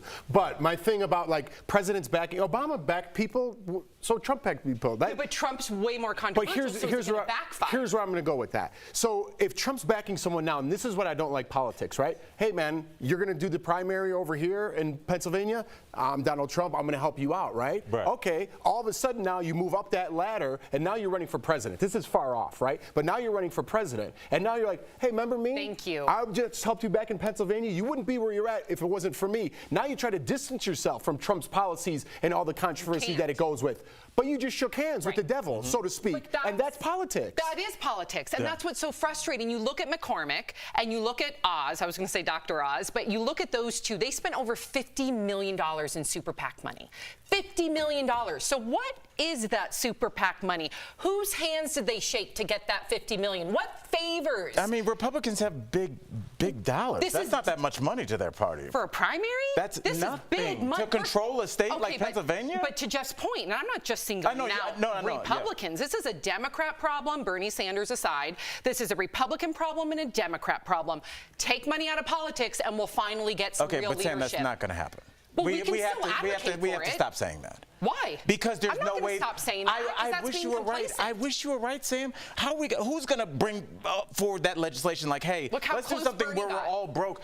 And what happened to Bernie? But look how close. What happened to him? You're right. He was unfairly treated because he wanted to change things. But when people want to change things, they take him out. I'm sorry to cut you off. No, he got really close though. I do think a revolution is on the rise, whether it's now or whether it's our children's lives. But at the same time, I still think we can't be complacent, and we still need to advocate for a fair democracy. Because right now, it's rigged. Look, if you don't have money, you can't play. But you can also say that about a lot of businesses. If you don't have enough money to get in the game, poker. If you don't have enough money to get in the game, you can't play. And unfortunately, unless we change the rules of poker or poker, no one's. You need to have money to get into the game. That's how it works. I know, but there's you acted surprised when I said it. Well, there's no. I don't know any other rules to poker besides that. Don't play poker with me. I don't know. Me and Sam sitting there like you go. I think it looks cool. I would wear the sunglasses. It looks like it takes a long time. Coming up on DBL, is there a chance that the late Patrick Swayze could show up in the new Dirty Dancing movie as a hologram? Why there's talk of a virtual return to the sequel, and the fabulous Dame Joan Collins. Wow. Yes. She will be here live. There she is, you guys. We can't wait to talk with her coming up next. Closed captioning provided by Daily Blast Live is always focused, always ready, always on cue, always timely. This May, don't miss a day. DBL is all new every day. Okay, we are talking about we can look. We're talking about. Yeah, we're talking about Madison Cawthorn and the leaked videos. Yes, but he started his career in a lot of controversy. It came out that the story he's told about how he lost the use of his legs was not true. Right. He began to say a lot of things that weren't true, but he was towing the company line for a long time. Then he just kind of out of nowhere. I don't know if it was like some kind of weird self-destruction button he pushed on his career, but he just all of a sudden was like, yeah, these old senators are inviting me to cocaine parties. And it came out of nowhere. Yeah. He wasn't pinned into a corner. Well, He just said it. Still on a high at that point. Yeah, but like, why do you do that, Jeff? Allegedly. I got a brand new one. Oh, beautiful. Yeah. Thank you so much, man. It was like, he was immediately, you think about from the time that happened, which maybe 8 weeks ago, 10 weeks ago to now, he's now no longer a senator after 4 leaked videos. It's kind of like how the mafia does. Like, they took him out. Like, they took him out. Democrats let people hang around. It's amazing. Look at that. She's I don't know. I want to know what you guys think. She had Is this a strategy that even though it seems to be unethical, should you bring ethics into politics? Because when you do, you seem to lose a lot. So, I don't know. I'm excited for this. Way to cover that, buddy. My question. Pause. Sorry, you can listen. You know you're going right in after I intro. Dude, am I doing a breakdown of her life? What's up with my question? I didn't see it. What's up with that question? And what does that mean? You actually had a stunt double on that show and only did one of the famous cat fights start to finish. Can you walk us through that infamous pond fight? It's a big... I don't even know what I just said.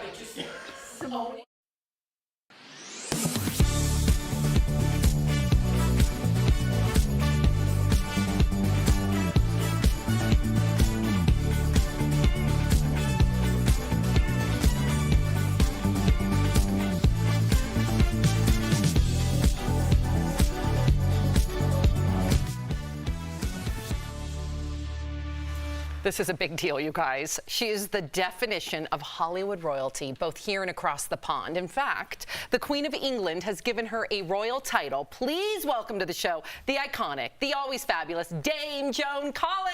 Yes. Hi, Joan. Hi. Look at your... to be here from sunny England. Wow. Her home looks like a palace. Well, why wouldn't it? Oh. Yeah. Why wouldn't it? Right? We expected nothing less. So, Joan, your new book, let's get right into this, walks us through your personal diary, starting with your final days on Dynasty. So you actually had a stunt double on that show, and you only did one of the famous quote-unquote cat fights start to finish. So we got to ask, can you walk us through that infamous pond fight? Oh, the pond fight. Well, first of all, that was not a double that fell into the water. That was me. And that is obviously me. You can see it. In fact, I think it's me most of the time because when I fell into the water, I had a big hat on and the hat flew off, which is slightly iconic. And we had to have... That is the worst dress I ever wore in Dynasty. It is just hideous, I think. And we had to have like 6 of them because we did so many takes. So many takes in the water. I think we only did the one fall into the water. But my gosh, that's so long ago. You still remember that? Well, I mean, it's what everyone's talking about. They want to know, how come you chose that to go all the way through? You did 6 takes. Did she give you a good one in the first take? There had to be. You got to finish the job? She did. The director said, now, Linda, I want you to hit, and then I'm going to say freeze. But she didn't freeze. Luckily, it wasn't too bad, but it wasn't exactly Chris. It wasn't the one that Chris Rock received. Not like that. Oh, we're gonna go there. My face was right on that. We get that in England too. Okay, okay. Well, let's keep the tea going because speaking of Linda Evans, in your book, you say that you weren't invited to her parties and seldom spoke on set. So why do you think your invitations got lost in the mail? That's true. They did get lost in the mail. I think the mail is just terrible in Beverly Hills. So, well, I'll tell you what I did. I was, all of my family were in England. I got the most fabulous deal with British Airways, which was not money. It was free travel whenever I wanted to go. Ooh. So in my first 3 or 4 years in Dynasty, every time I had 4 days off, I would get on a plane. And of course, it would always include the weekend. And so it would sort of always be like the same time that Linda was having her parties. So I never was able to go. Oh, yeah. You can't go somewhere if you jet setting. Yeah, jet setting. Well, jet setting to see my children. But you would do it too. I mean, if you guys got unlimited travel on an airline, wouldn't you be up and away? Oh, yes. I wouldn't be here. Whenever? This is the only place I would be is talking to you because I've been in the skies 24/7. That's a great deal. Now, I have to ask you, because we are all human beings and we all have feelings. So it seems like you and Linda, your relationship was at least strained. So what is your relationship with Linda now? Well, Linda lives in the middle of America, and I live either in Hollywood or London. So those places are very far apart from that. But, you know, I don't understand why you think that people who work together in a film or movie should be great pals, because very few people are. Now, I'm great pals with Stephanie Beacham, and I'm great pals with the 3 boys, Gordon Thompson, and Jack Coleman and John James. We all got together last month, and I went to see their show. So they offered. And Sam, I have a quick follow-up question. I didn't write too much about What? I've always wanted to ask a great actress like yourself this. Is it better to have a little bit of tension with somebody that you're acting against? Is it almost better to not be good friends, especially if your characters are not like that on film? Yeah, because they were nemesis. Well, I don't think it makes any difference in terms of personality. What I do know is that when I first worked with Linda, I had a scene in which I had to be said, and so I don't know what you're doing here, you little tramp. And I said it in a very low voice. And then and that was the rehearsals, we rehearsed a few times. And then when it came to do it, I pulled out all the stops and I did full Alexis. And I said, how dare you come into my home and take over, you little tramp. And at the end, Linda said, oh my God, that felt so real. I said, did you mean it? I said, no, darling, it's acting. Yeah. So, don't worry, we've got more That was great. with Dame Joan Collins. When we get back, we're going to get her thoughts on plastic surgery, a lot more. Stay with us. We love you, Joan. I've had some thoughts on my book. Of course. Absolutely, absolutely. We love.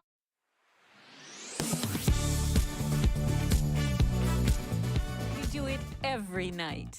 You might have seen it on TV. This commercial claims running your dishwasher every day can save on water.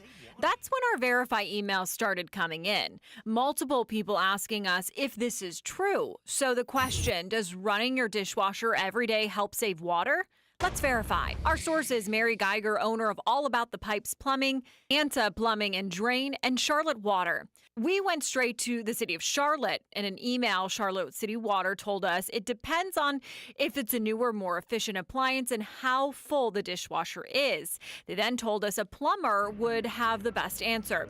So we reached out to Geiger. So it is much more beneficial to use the dishwasher. On Anta Plumbing and Drain's website, it also states the dishwasher uses half the water you would have used by hand washing the dishes. You could use 20 to 30 gallons per hand wash load of dishes versus most of the efficient dishwashers nowadays use anywhere between 3 and 5 gallons. Geiger says an average faucet, if you leave it running, can drain 2 gallons per minute. So even if your dishwasher is not full, she says it's a better option and more sanitary. You're not using sponges or washcloths that are harbor bacteria. So we can verify that yes, running your dishwasher every day can save on water. With your Verify, I'm Megan Bragg. Daily Blast Live is always focused, always ready, always on cue, always timely. This May, don't miss a day. DBL is all new every day.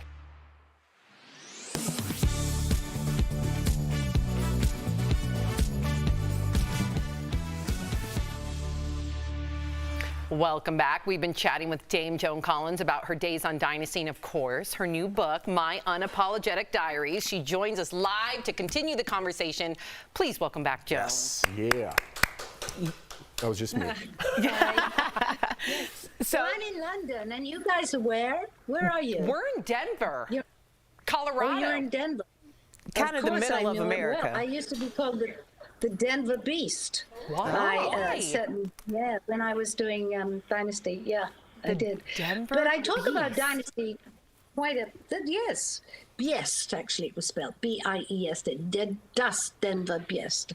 Not a very nice title. But, anyway, I hope you enjoyed my book because I do talk about Dynasty. I also talk about Star Trek that I was in with the wonderful Captain Kirk, and he was just amazing. Bill, I liked him a lot. William Shatner. Yeah. And, He's been on the show a few times. Yeah. I played a very different role in that. I played a missionary worker, a saintly missionary worker who tried to persuade the world that Hitler was a good guy. Wow. And unfortunately, they had to kill her. So Dr. Spock pushed her under a bus.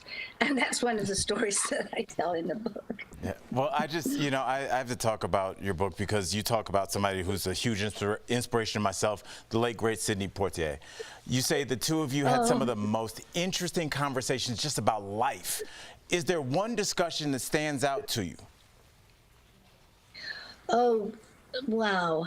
The one thing that does stand out to me so many times, I knew Sidney from when he was doing a picture with Paul Newman, and I was in Paris with my boyfriend, and we used to go, we did a lot of drinking. Yeah. We both liked a tipple. And was when we were at a friend's house during the time of Obama, and we were waiting to see if Obama was going to be nominated to be president. And when he was, Sidney's face just lit up. And I said, "Are you happy?" He said, "What do you think?" Yes, he was. But he was very, very deep. And he loved my husband, Percy. He would take him to lunch, and they would have long, long, long lunches. But basically, I saw Sidney with Joanna, who was a very good friend of mine, his lovely wife. And he was a man who, he overcame so much. He was washing dishes in New York when he was like 17, 18, and coming from very, very poor circumstances. And he just became such an iconic and wonderful figure and admired so much, but so simple. I mean, he never took himself seriously, although he was a very serious person. He was just one of the most wonderful people that I've ever met, and very, very different from many Hollywood people, as you can understand. Very different. And Joan, this is your diary. Like, to those out there who haven't read it, you get to have a glimpse into her iconic life. So why did you decide to release the book now? Well, it wasn't a question of now. First of all, I started writing it at the end of Dynasty, and I didn't write it. I spoke it into a little tape recorder that I'd been learning my lines in. And all of the things that appear in the first 20 years are all spoken. And then I decided to have it put down by a professional. And I mentioned it to my agent, and he said, "Well, that sounds good. Would you like to, diaries are very popular, and you've had a very interesting life." I said, "I'll say." So yes. I thought, why not? And it is a bit naughty in places, I know. I have a few things to say. Unapologetic. Yes. The title is perfect. To our viewers, you got to pick up a copy of Joan's new book, My Unapologetic Diaries. Dame Joan, thank you for chatting with us today. Thank you so much. Promotional consideration is brought to you by Darlings. In a call with shareholders, Starbucks CEO Howard Schultz announced the company would be offering hundreds of millions of dollars worth of new benefits, including raises to its employees. But he said those benefits won't be available to workers who are in unions or are in the process of unionizing. An article on the company website reads, Starbucks lacks the right to unilaterally make these changes at stores where there is a union or union organizing. The Starbucks Workers Union filed a complaint with the National Labor Relations Board, saying the announcement is intended to stop union organizing. The union also told Verify, quote, Starbucks is permitted by law to offer these benefits to workers at unionized stores. Our bargaining committees will demand that these modest improvements be given immediately to all. So let's verify. Does labor law allow Starbucks to offer raises and new benefits to its unionized workers?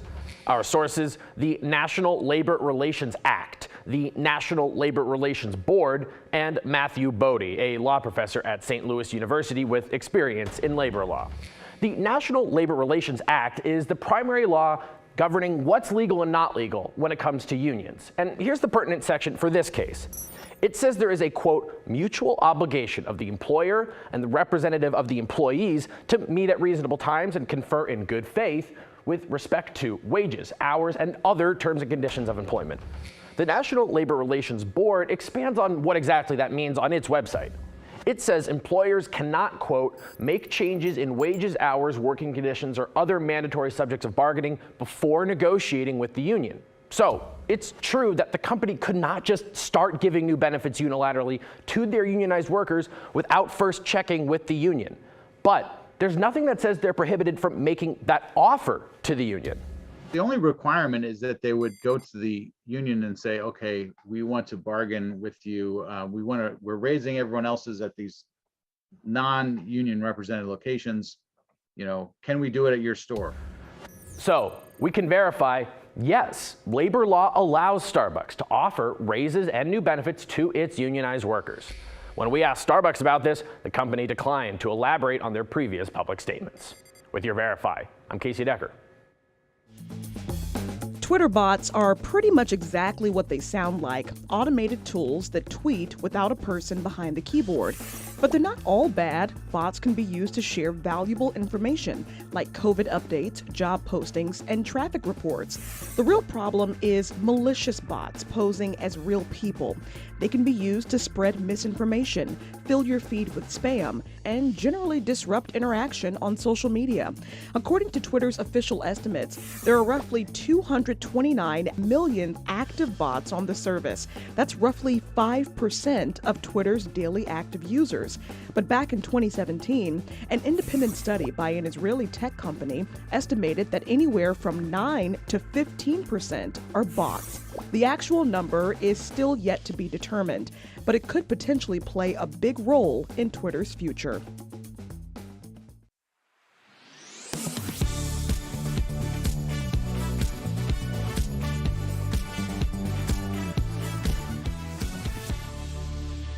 We do want to thank Dame Joan Collins once again.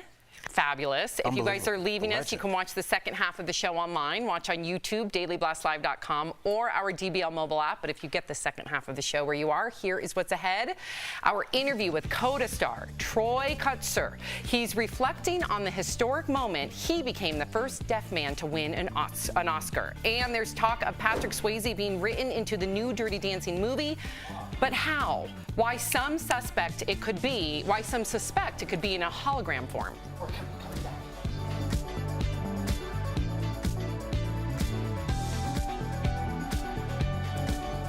So which one of the stories are you guys most excited to talk about? A little Swayze. I know. You know the group Swayze? Yeah. When I first saw the story, I'm like, Swayze's in the news?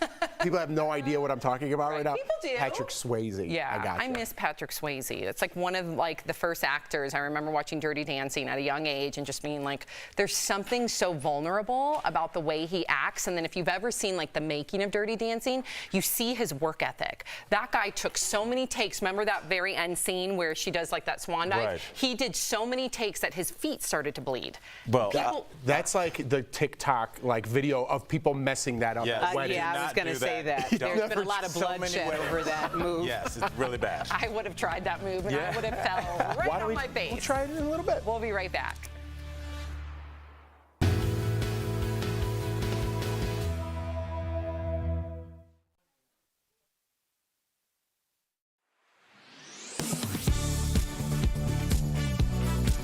Most of us have seen the bumper stickers on the back of big trucks stating, "Warning, stay back 200 feet, not responsible for a broken windshield." But are they really not responsible for any debris either coming from the road or their load? Let's verify. Our sources are personal injury lawyer Darren Tobin from Tobin Injury Law and Taylor Mabry from Express Auto Glass in Marietta. We ask, from a legal standpoint, what do these bumper stickers mean? Absolutely nothing. Those bumper stickers are meaningless. But the truck company has a duty to prevent anything from falling off the backs of their trucks. In fact, there's federal statutes and state statutes that regulate this exact thing. However, there's a caveat. What if the debris comes from the road? So if something strikes your vehicle and it comes off the road, the truck will not be responsible, because that's something that could be there from any company or any person, or things fly off every day. Mr. Tobin advises not to chase the truck, but call 911 and try to get a tag number. If you pursue and get into an accident, that could be on you. Taylor Mabry from Express Auto Glass in Marietta agrees it's best to get a tag and keep your receipt. I've had to email receipts to companies before, send credit card receipts and stuff like that, just to prove that this customer did in fact pay and they are entitled to reimbursement. So we can verify. Those bumper stickers don't really hold a lot of water. They're more of a warning. If it's coming off the road, well, it's just bad luck for you. But if it's something being hauled that hits you and you have proof along with documentation, it might be worth further pursuit.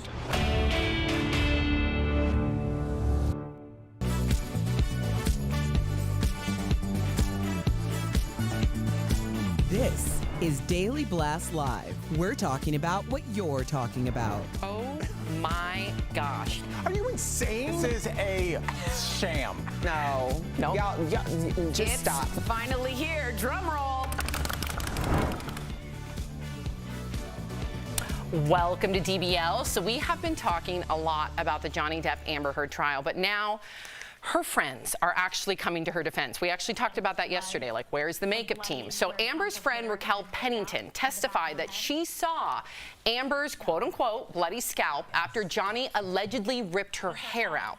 Now, in a separate video deposition, Raquel says she took pictures of Amber's face the night Amber said Johnny allegedly hit her. Take a look. It's a photo of Amber's face with 2 black eyes and swollen bottom lip. And actress Ellen Barkin is expected to take the stand in support of Amber. Now, Ellen claims that when she and Johnny dated back in the 90s, he got jealous and angry. And at one point, she said Johnny threw a bottle of wine in her direction. Johnny denied the claim, saying she just had a grudge against him. So we have been critical of Amber Heard. You know, there's been a number of things in her testimony that have raised red flags, and we've been very open about that, and we've been very protective of women coming forward, and we don't want that to taint It's fair to that question. movement. Yeah, absolutely. Yes. But there could be 2 sides to the story. We don't hear a lot of criticism with Johnny Depp. Does this change your mind? It doesn't change my mind. See, I keep looking at this, and I feel like we're looking over the shoulder of somebody that's writing a story page by page. And so that's how our emotions are starting to go. Like last week, everybody was like, oh my goodness, Johnny Depp, this great guy. How has this predatory woman done this to him? And now this week, other things are coming out in her defense. And now I can kind of feel public sentiment shifting, and everybody's like, what's up with Johnny Depp? He does seem to drink a lot. And it's because we don't have all the facts laid out yet. We're trying to make decisions on a day-to-day basis, evening to evening, and it doesn't seem to be working, Jeff. And what does seem to be happening is that 2 people's careers have now been torpedoed. And that's, I don't know if that was the point. I don't know why you drag your public nonsense into, your private nonsense into the public view. The reason why I think it is in the public view is because Johnny's was tanked, maybe for unnecessary reasons. So he's trying to get his career back. In that process, Amber Heard is losing hers, right? Because, listen, social media twists everything. You could say something, you could take things out of context. They're good, social media, at finding the other side. It's hard to find the other side in this Amber case. I understand her friends are now sticking up for her. Threw a bottle in my direction? What does that mean? What kind of testimony is that? I will say, but let me just finish one more thing. Why don't we, you mentioned the makeup people, if we, instead of speculating every day, why don't we just find who the makeup people were and be like, hey, did Amber, was she extensively beat up? Was she swollen? Did you cover these up? Is this true? Why isn't people seeking that out so we have an answer? I would only imagine her or Johnny Depp's team tried to get them. But if there is a definitive answer, we should know. I have not made up my mind, so to speak, but it is interesting because I do think what Al's saying in terms of like the book is actually being written right now. And every time there's a new person on the stand, there's a plot twist, right? And then the public sentiment might go in any direction. That's also the risk of having it streamed live on television. At the end of the day, there are going to be 2 different judgments. There's going to be the public judgment, and we're going to have far more information than we had before. We have all the information. And then there's going to be the actual judgment that the court laid out. I did want to say something about throwing the bottle in the direction, because I made a comment about people who resonate with something that Amber might be saying, like if you are a victim of domestic violence or any type of violence, there's certain things that ring true to you, are triggering.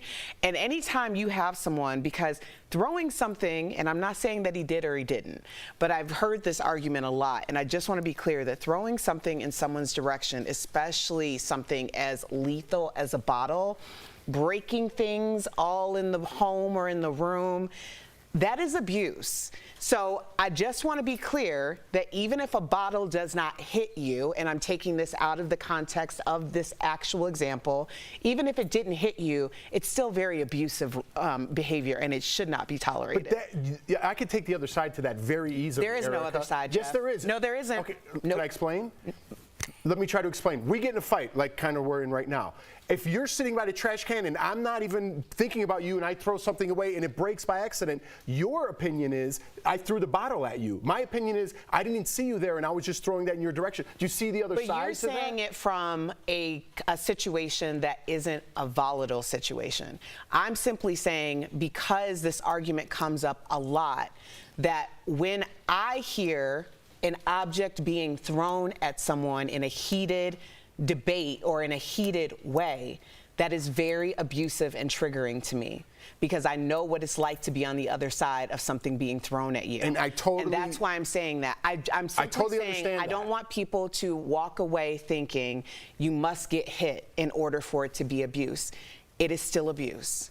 And I totally get it. I know it's personal to you. I'm just taking, if I was a defense attorney, the other side. I apologize. I know you went through something personal. I was just taking the other side. Yeah, no, it's a talk show. We need to talk about that. Yeah, no, absolutely. Thank you both for that.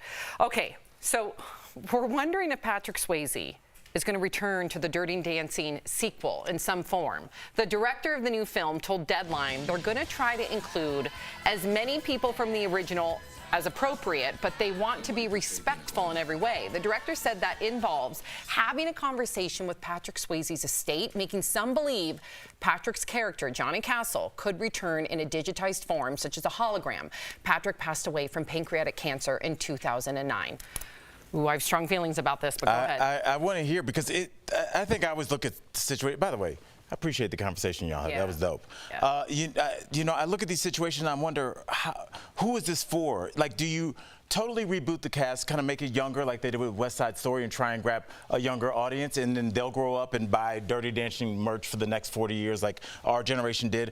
Or do you kind of keep the old characters and bring them back even though they're in their late 50s probably? Patrick Swayze has been gone for almost 15 years now. I don't understand the thought process behind that. And what like, do you who think about him being a hologram, or one of your favorite actors coming back without their consent as a hologram? It's different whether when it's a main character or not. I know they did that with some of the people when they rebooted Star Wars. Like, they digitized some of the generals that died naturally, and so but they weren't main characters. For Patrick Swayze to have scenes where he needs to be emotional. What if it's one scene with him in a hologram? I think we could do that. What do you we have think? technology for that. I like it for the fact that if his estate agrees with it, that's okay. There's a difference between an actor playing a role and putting him back in an iconic scene such as Dirty Dancing and having those lines that he spoke in the movie maybe reiterated through a hologram. It's a little bit different when someone's personal, right? Like, this is me as a person and now I'm being resurrected again and I've never said these words before and now you're putting those words in my mouth. I think it's two different things. So for me, the movie's okay in my mind. Okay, let me ask you this. If it was Patrick Swayze hologram acting in a film that he had never been in before, would you feel okay with that? If he's playing Johnny, what's his last name? Castle. Johnny Castle, I would be. If he's walking into the character. scene. If it's not an established character, no. But if he's coming in as Patrick Swayze, no. But if he's an established character, like in Point Break or one of his iconic movies, and he comes in as that character, like they make him an older man, he's like, hey kid, I see you. That's kind of a cool. Did they do that with Paul Walker? What's that? Did they do that with Paul Walker's character at the end of Fast and Furious? Yes, he tragically passed away. Yes. Maybe somebody will find out. I don't yes, know. They we did. Can find yes. They did. The booster, wow. Yeah. Okay. So I do think that the estates hopefully know him better than anybody, right? You would hope that they would say, yes, Patrick would love to be a part of the sequel. He always mentioned he'd want to be a part of. That's different. I'm not going to pretend like I know Patrick Swayze better than them. However, I also, because I saw like that whole behind the scenes and the making of Dirty Dancing, Patrick Swayze takes his craft very, very, very, very seriously. Everything's thought out. He always had to get over the fact that a lot of people just saw him as a pretty face. And deep down, he took his dancing, his choreography, and his acting so seriously that I don't know if he would be, based on what I've seen, if he would be okay with it. So maybe, why couldn't, if they want to involve him, why couldn't it be like a dream sequence where they're like, you know, they're looking back at some of his iconic roles from the original Dirty Dancing while someone's dreaming? I don't know. But then is that Dirty Dancing, or is that a look back at Dirty Dancing? Like, are we making a movie or a look? I kind of like the idea of him being involved, honestly. I want him to be involved, but I don't know if resurrecting him as a hologram is what he would want. Yeah, it's Do you weird. think like actors now, even nearing the end of their life or even middle age, are like, hey, listen, let's put something in writing. I don't want to be this. I think as a I'm hologram, sure or I that's want coming to be. for sure. That's gotta be. Yeah. Right? It's going to be in a contract soon. Yes. Yeah. Yeah. Especially especially like sometimes, and it happens with comics. I know we have to move on, but sometimes comics pass away and they have like material that's kind of worked out and it's from different club sets, and their estate tries to put it out and it's usually not finished. Yeah, what if they're not happy with it? Yeah, and if you're a worker like a perfectionist like Prince was, for your last album to be some songs you weren't done with, I don't know. It's not Exactly. Yep. All right. So Law and Order actor Christopher Meloni confessed he likes to get buff in the buff. He recently told People magazine he likes to work out naked in his home gym, and he doesn't black out the windows. However, his wife is not a fan. She does work out with him sometimes, but he prefers to work out alone and wear big headphones to block out any distractions. I don't know what it is about Christopher Meloni. Is he like on the sexiest man list? Let me see. There's something sexy about Christopher Meloni. I don't know. Let me see a picture. I don't know why. You said huge fan base. Big headphones too. It's like, look. I don't know what it is about him. I don't know why. Like, maybe because I used to watch Law and Order all the time. I don't know, Erica. We haven't seen this since Alfonso Ribeiro over there. You were smiling? Yeah. No, but I'm just saying. I'm with you, Erica. There's a quiet confidence. There's something. There's a sparkle in his eye. Like, I don't think that's a quiet confidence when you're working out naked. I think that's a loud confidence. Yes. Covered up by your huge headphones. Yes. Yeah. Look, wait, what about you two? Are you guys, let's say you're getting out of the shower, do you make sure blinds are closed? No. Or are you like, whatever? But I love your promptu questions. Yeah. So make sure your blinds are closed. What if a cat jumped on your back? What would you do? Could you physically work out naked? I don't think you. No. There's too many men are. No, everything's going. It's gross. A lot of things are going, and forget the squats. Erica, I know you're very particular, right? You want your, like Anthony, you've said on the show is a little bit more free. Anthony, I have to remind him, we are not in Canada. I don't know what's happening up there, but I have to like go around and close all of the curtains. I'm like, the neighbors can see, and he's like, no, they can't. And I'm like, yes, they can. I was just walking the dog, and I could see. Like, that is not okay. We have everything blocked out now. You need to get him some big headphones. That's what I'll give him some big headphones. Yep. Coming up on DBL, Academy Award-winning actor Troy Kotsur. He's reflecting on that historic moment for the movie Coda. Closed captioning provided by. If you're in the Tomorrow on DBL, our interview with actress Kimberly Williams Paisley. We just celebrated our 30th anniversary. Dang. Plus design duo Nate Berkus and Jeremiah Brent. That's tomorrow on DBL. Okay. There's something. Now, obviously we got Coda coming up, so we'll talk about that maybe next break. But no, we can talk about it because obviously we had to get him. He's a big name right now. So that.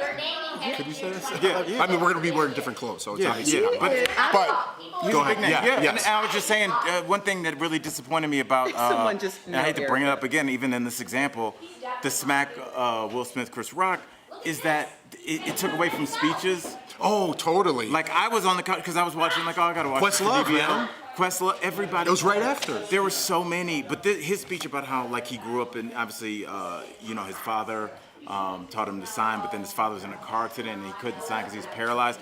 And like right then I was like, well, I didn't see this coming. Like I was a mess. It was just so like the journey to get there and for acceptance. I just thought was so beautiful. And I think that Oscars. Everybody hates on the awards, but I feel like that was such a really cool Oscars that was ended in a super like whack way because I thought the speech that the woman from who she was they mispronounced her name when she won. What year was that? Last year. She was in.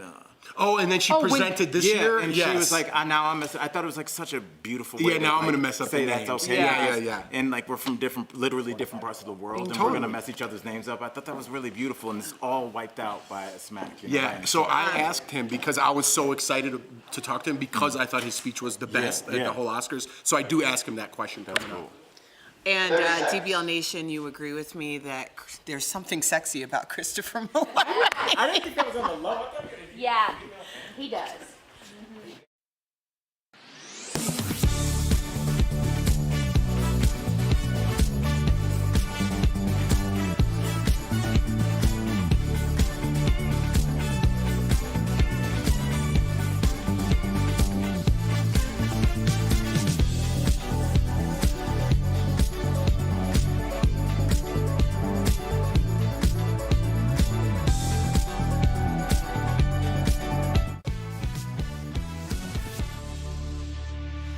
Welcome back. Troy Kotsur has been a professional actor since the late 80s, but he made history at the Academy Awards when he became the first deaf man to win an Oscar. Earlier, we got to chat with him and his translator about that iconic moment. Take a look.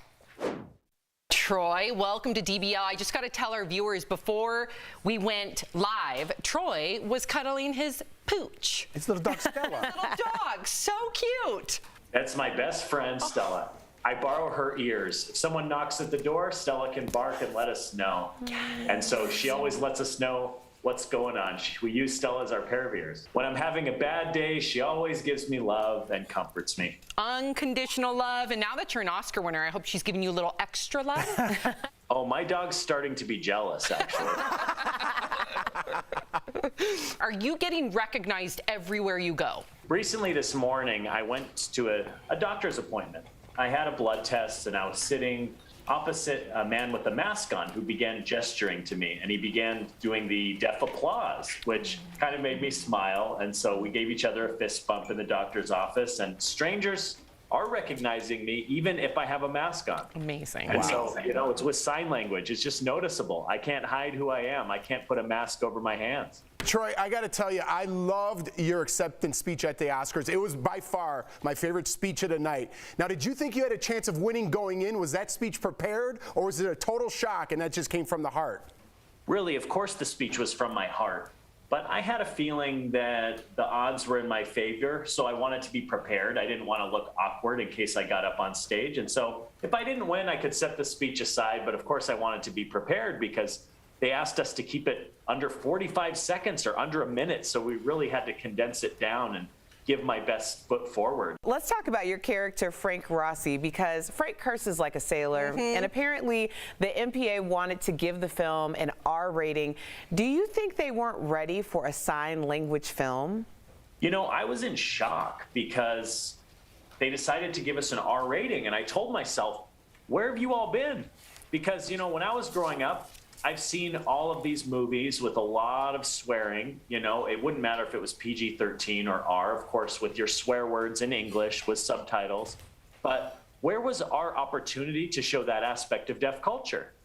You know, and finally, we had an opportunity to show those vulgarities, and they wanted to give us an R rating. And we were like, hold on a second. And we had to go back and forth with them and with our director and our ASL director as well to say, hey, this is a really vital part of deaf culture. You know, I think they weren't ready for it yet. And so that's why they gave us that rating, which was surprising. And so finally they reduced it to PG-13, which is a relief to all of us on the CODA team. But it was really amazing that we have such a rich history, and sign language is so descriptive visually, and they weren't prepared for that. What do you think needs to change in Hollywood to make sure that everyone has representation? Really, Hollywood needs to improve in a few areas. First of all, you need writers who happen to be involved in the deaf community and deaf culture. We have such a rich history, a treasure trove of stories from the deaf community. And I want to ask you, have you heard the name Dummy Hoy? Are any of you familiar with that name? No. And so that's my point. So he was the first deaf pro baseball player. He played for Cleveland. Wow. And he was the one who actually taught the umpire all of the hand signals for out and safe and strike and ball and so on. And so they're still used today, but no one knows where those hand signals came from. They actually came from the first deaf professional baseball player. So we're just human beings, and we just need to make small adjustments and set up a successful and effective system.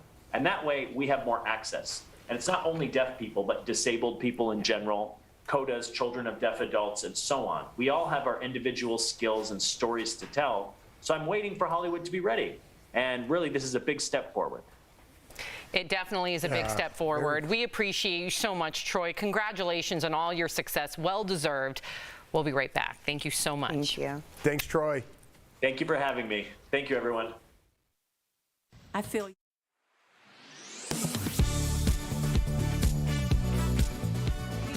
every night. You might have seen it on TV. This commercial claims running your dishwasher every day can save on water. That's when our Verify emails started coming in. Multiple people asking us if this is true. So the question, does running your dishwasher every day help save water? Let's verify. Our source is Mary Geiger, owner of All About the Pipes Plumbing, Anta Plumbing and Drain, and Charlotte Water. We went straight to the city of Charlotte. In an email, Charlotte City Water told us it depends on if it's a newer, more efficient appliance and how full the dishwasher is. They then told us a plumber would have the best answer. So we reached out to Geiger. So it is much more beneficial to use the dishwasher. On Anta Plumbing and Drain's website, it also states the dishwasher uses half the water you would have used by hand washing the dishes. You could use 20 to 30 gallons per hand wash load of dishes versus most of the efficient dishwashers nowadays use anywhere between 3 and 5 gallons. Geiger says an average faucet, if you leave it running, can drain 2 gallons per minute. So even if your dishwasher is not full, she says it's a better option and more sanitary. You're not using sponges or washcloths that are harbor bacteria. So we can verify that yes, running your dishwasher every day can save on water. With your Verify, I'm Megan Bragg. Daily Blast Live is always focused, always ready, always on cue, always timely. This May, don't miss a day. DBL is all new every day.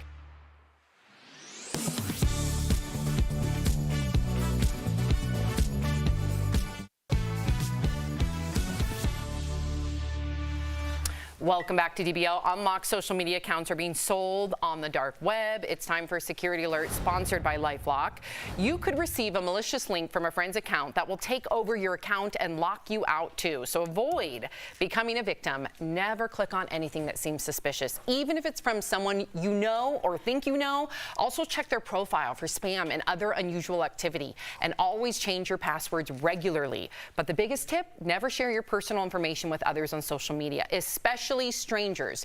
If your information has been breached, LifeLock is here to help. LifeLock keeps you and your digital identity secure from cyber criminals. Call 1-800-953-0836 or visit lifelock.com to learn more. Coming up on DBL, a wedding stunt you have to see to believe. Why did this bride and groom set themselves on fire? Promotional consideration is brought to you by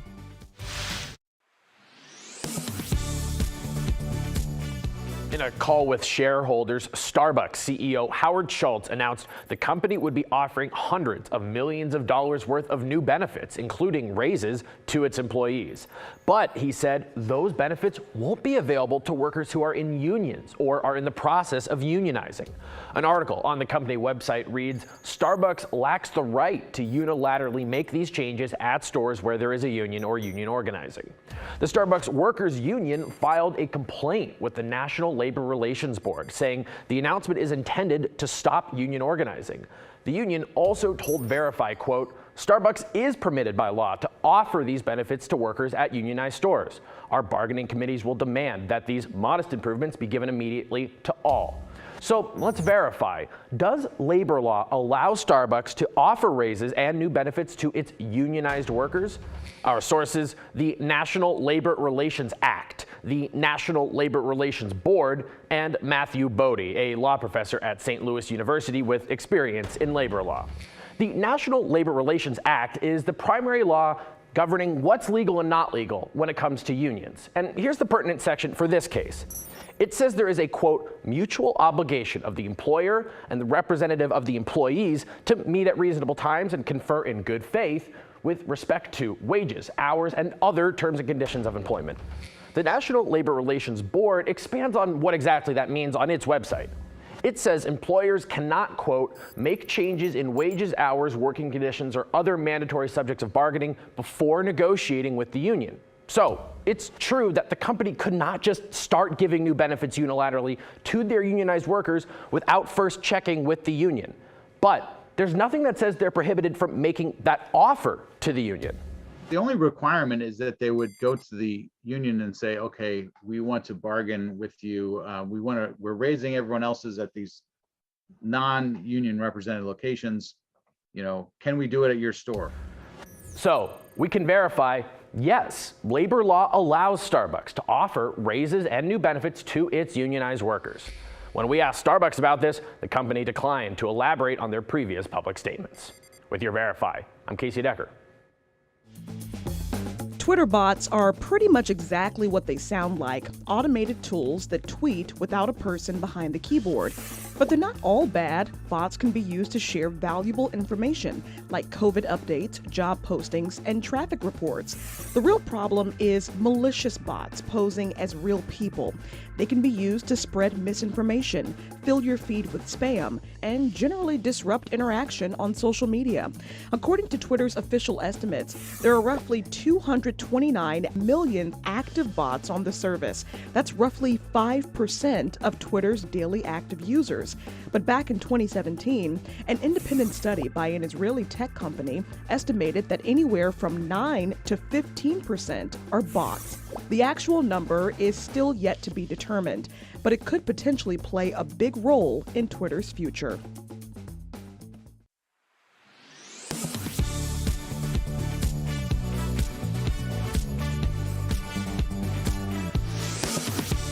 Tomorrow on DBL, our interview with actress Kimberly Williams Paisley. She relives her iconic role in Father of the Bride. We just celebrated our 30th anniversary. Dang. Don't do the math. Plus, design duo Nate Berkus and Jeremiah Brent. They tell us what it's really like to work with your spouse on TV. That's tomorrow only on DBL. Welcome back. We've got really cool viral video for you. Is it me? It's not. Oh. That would be, well, that. No. Two movie stunt pros got married and they had a surprise performance for their guests, and a warning to our viewers, do not try this at home. Okay, here we go. So the pair performed a burn stunt where they set their clothes on fire. Okay, so you see them here walking, waving, no big deal. Yes, yeah. I'm going to continue to show you now. They're going down the hill. Meanwhile, none of their guests had any idea that this was going to happen. Then they kneel down, and then their friends fire extinguish Those are good friends. the fire off of them. You really trust them. The video has 60 million views, rightfully so. course. But do you think that the guests expected this because they're stunt people, or no? It's cool and it makes sense, but we could be doing this in a very different position in the show. Do you know what I mean? Yeah. Look what happened yesterday. Yeah, I will say this. I would assume stunt people know stunt people, Erica. So like, hopefully everybody kind of knew what to do. Because if I get to a wedding and somebody gives me a fire extinguisher, I'm like, I don't want to do this. I don't want to be in charge of my life. How did their hair not burn? They must have some sort of like that fire retardant. Like you see the people put the flames in their mouth. Yeah. Well, speaking of memes. Congratulations. 16 million.